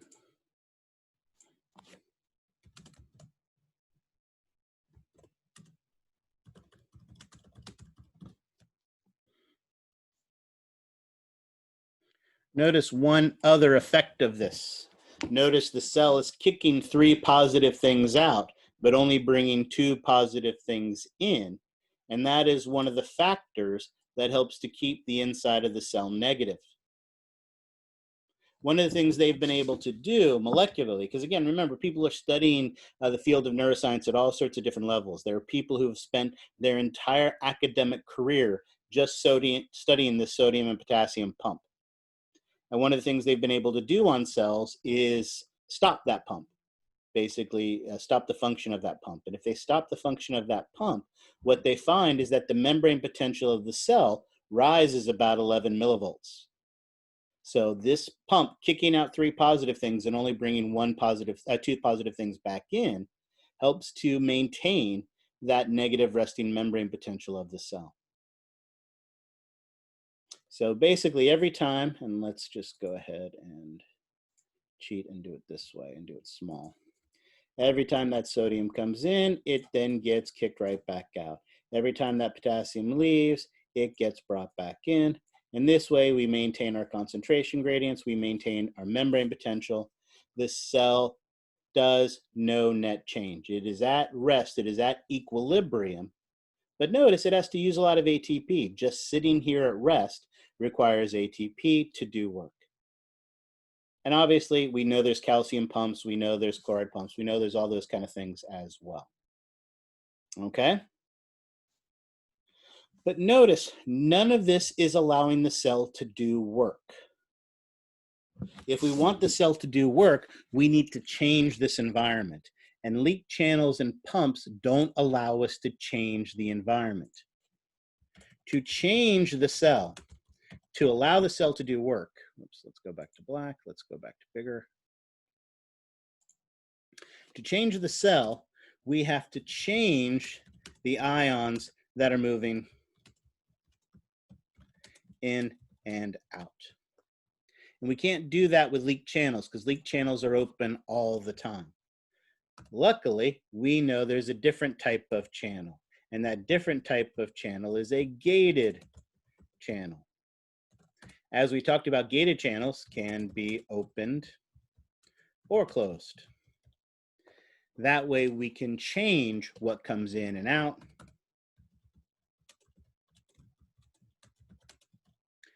And this allows us to do work.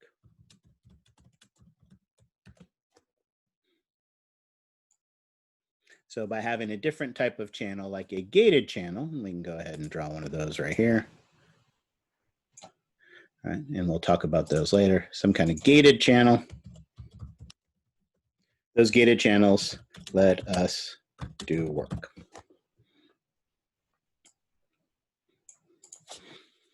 All righty. Questions on that?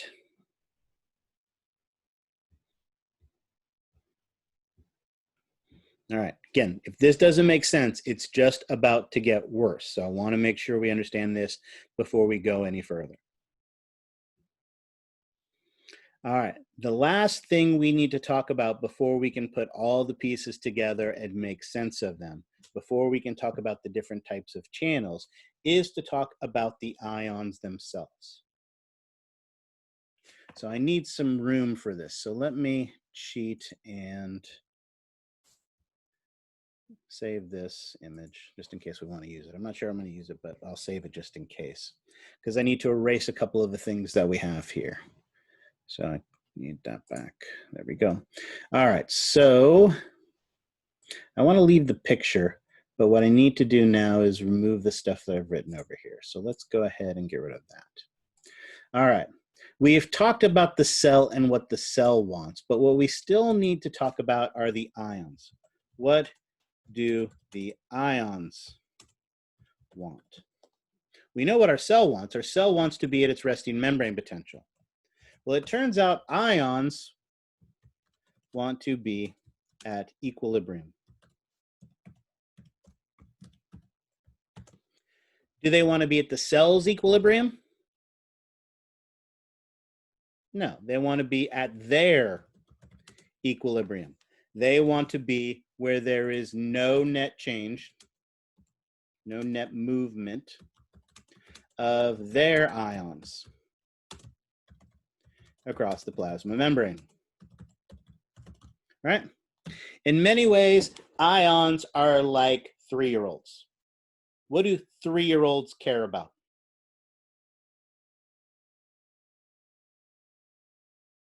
Come on, I know some of you have at least been around 3-year-olds. What does a 3-year-old care about? Themselves, exactly. A 3-year-old cares about themselves. They don't care nothing about you. They'd cut you with a knife if it meant that they would get their, poofy snacks, or if it would help them to find the stuffed animal that they want. All ions care about is themselves. Sodium cares about sodium. Potassium cares about potassium. Chloride cares about chloride. All they do is care about themselves. All right. All ions want is to be at equilibrium where there is no net movement. But if you remember, there are, way back at the beginning of the class, we talked about there are 2 forces that determine the movement of an ion. They are the chemical force and the electrical force. for an ion to be at equilibrium, these two forces must be opposite and equal.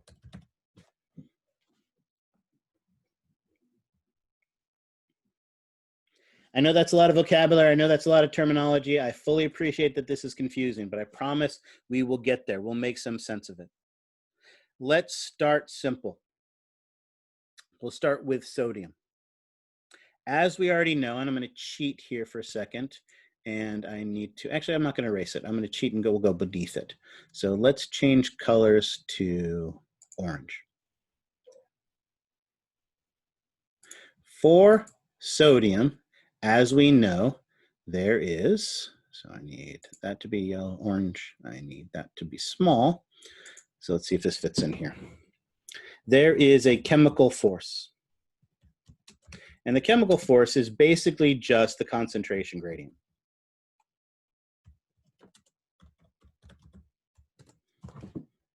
As we know, there is a lot of sodium outside of the cell, very little sodium inside the cell.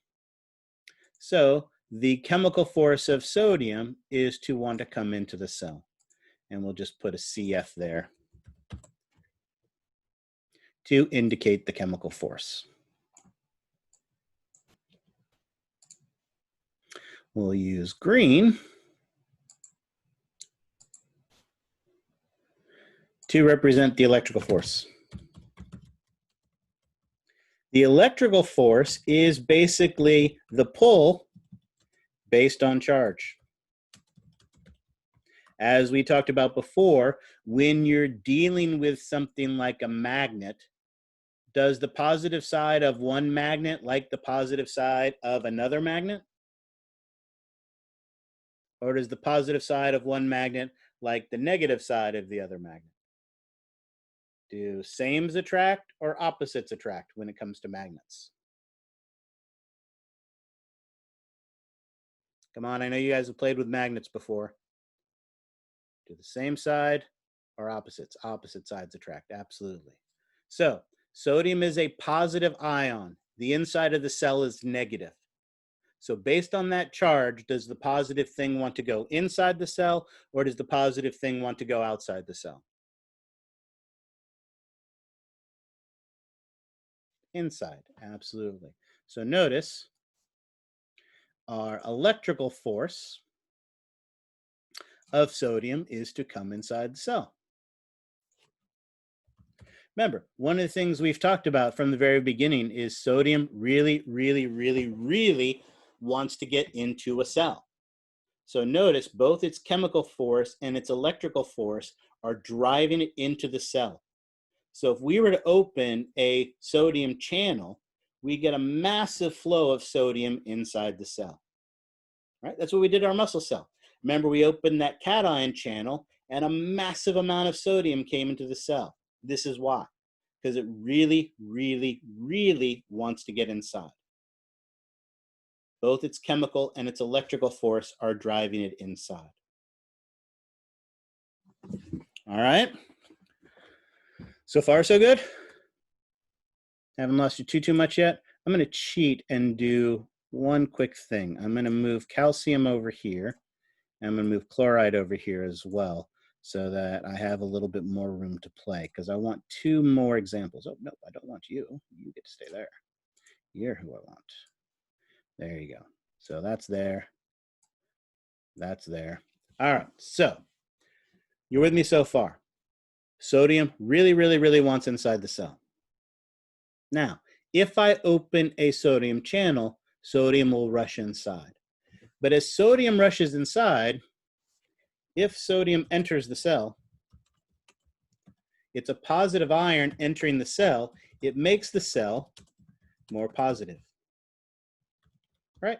Again, we gave a fancy word for that. It depolarizes the cell. It makes the cell more positive. So it goes from -70 to -60 to -50 to -40 to -30 to -20 and so on and so forth.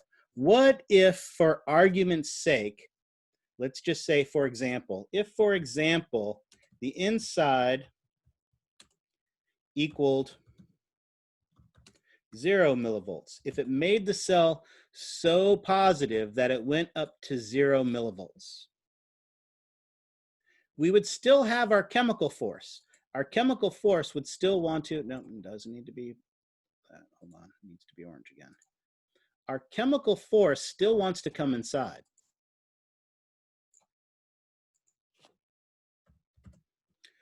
Our chemical force still wants to come inside. Oops. However, if the inside of the cell was 0 millivolts, would there be an electrical force anymore?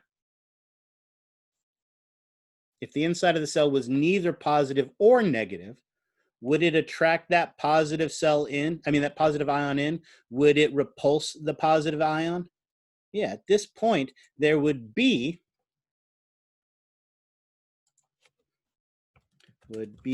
no electrical force. At this point, there would be no electrical force. So there'd be no electrical force driving the sodium in, but there would still be a chemical force driving the sodium in. So at this point, the net effect is that sodium would still enter. And as sodium still enters, it makes the cell even more positive. And as it makes the cell even more positive, now the inside of the cell becomes a positive number, like positive 40, for instance. Inside of the cell becomes positive.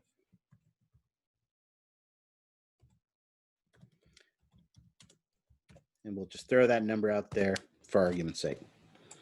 Okay? Notice now we still have our chemical force driving it in. So chemically it still wants to come in. Chemical force is driving it in. But now that the inside is positive, what kind of a electrical force is it going to be? Now that it's positive on the inside, is sodium still going to want to come in to a positive environment? No. Notice now our electrical force is outward. Notice now the forces are moving in opposite directions. And when these two forces become equal, when the two forces are equal and opposite, when that occurs, let's change to black to make sure we're emphasizing both of these things. When the two forces are equal and opposite, then sodium is at equilibrium and sodium is happy. None of the ions are going to be happy. None of the cell's not going to be happy. But sodium doesn't care about any of those things. All sodium cares about is itself. And that point where the two forces are equal and opposite is when the cell reaches positive 66 millivolts. At positive 66 millivolts is when the two forces for sodium will be equal and opposite. I know this is a long way to go to understand this concept, but I want you to understand this concept. Because if we understand how this works for sodium, then we can figure it out for all the rest of them as well. I know it's a little thick. I know it's a little convoluted, especially for the third hour of class. But here is the take-home message from this. The take-home message from this is that sodium wants the cell to be at positive 66 millivolts, right? This is the take-home message. This is where sodium is going to be happy. Sodium is going to be happy when wants the cell to be at 66 millivolts. That is when sodium is going to be happy. And so we call that positive 66 millivolts is the equilibrium potential for sodium. So basically what that means is if you open a sodium channel,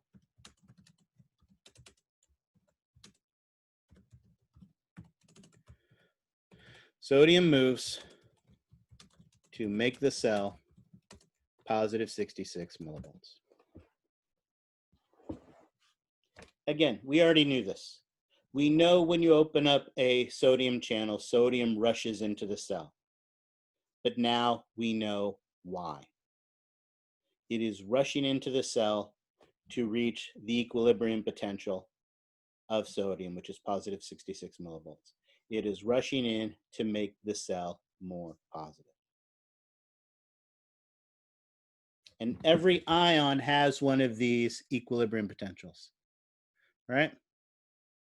Potassium's equilibrium potential. We'll do the work for it next time. Equilibrium potential of potassium is minus 90 millivolts. So notice if you open up a potassium channel, potassium leaves the cell because it's trying to make the cell more negative. It's trying to get the cell down to negative 90 millivolts.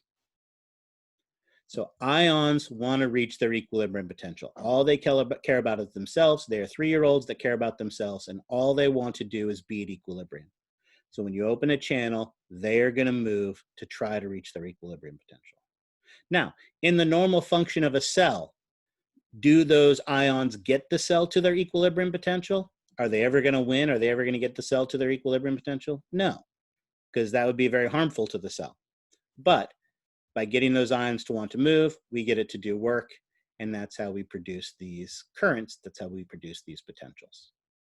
But theoretically, if we opened up 1 million sodium channels on a cell, we put 1 million sodium channels on a cell and opened all 1 million of them, sodium would rush into that cell until it reached positive 66 millivolts.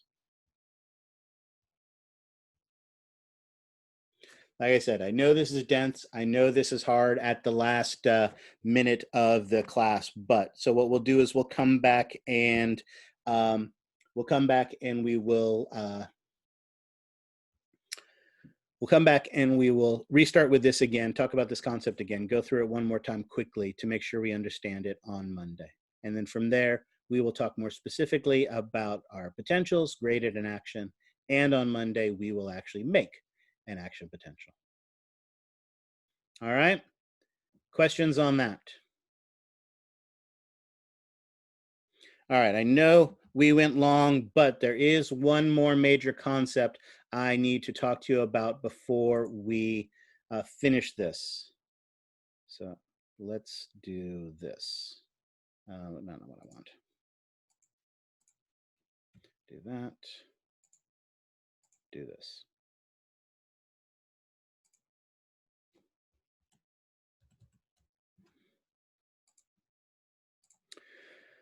As we've been working our way through our bones, as we've been working our way through the muscles, one of the ways we tried to learn the material is by breaking it down into more easily digestible pieces.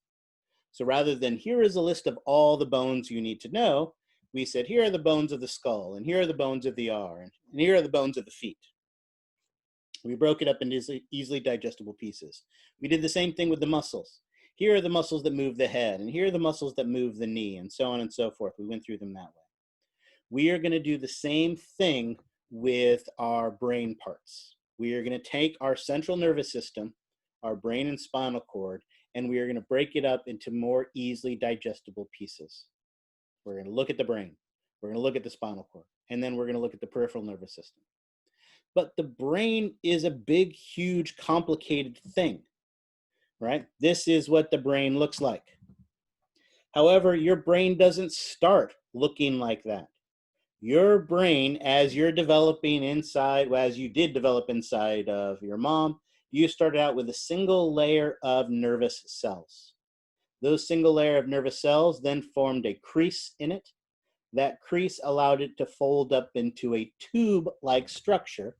And at 3 weeks of development, that's what we had, this large tube-like structure. This tube-like structure then started to get these enlargements to them, what are known as vesicles, or what we will refer to as the cephalons. Notice this happens as early as 6 weeks of development. At 6 weeks of development, that single tube of nervous tissue has enlarged into 5 distinct regions: the telencephalon, the diencephalon, the mesencephalon, the metencephalon, and the myencephalon. And these enlargements aren't just random. At 6 weeks of development, the nervous tissue is already starting to specialize. And so what happens is, in your mature brain, this enlargement, the cephalon that's known as the telencephalon, becomes what we call the cerebrum. The diencephalon actually stays a region called the diencephalon. The mesencephalon stays a region called the mesencephalon, although it is sometimes also referred to as the midbrain, because it's the one right in the middle.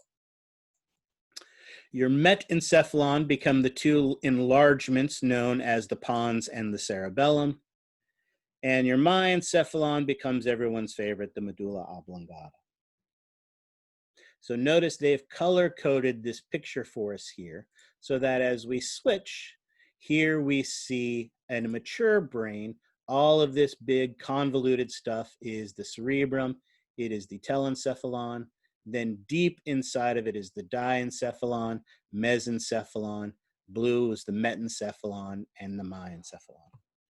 So the same way we divided up the muscles, the same way we divided up the bones, the same way we're going to divide up the nervous tissue.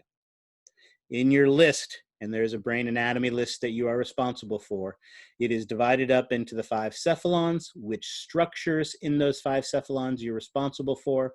And if they have a function, then you will be responsible for that function as well.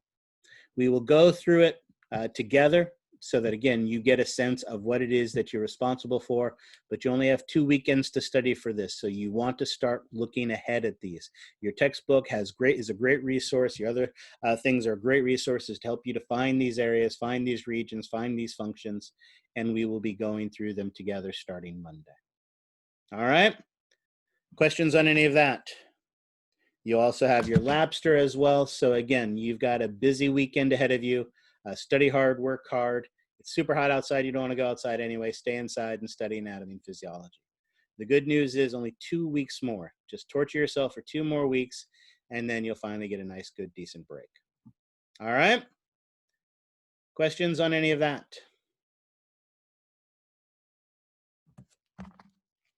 All right, in that case then, you have a very good weekend. Good afternoon. Be safe, be healthy, take care of yourselves. Be smart when you go outside. Continue to listen to the doctors and not the politicians. And be safe. Again, things are getting a little hairy here in California, so be careful, be safe, and I hope to see you back here on Monday. Take care. Have a good day.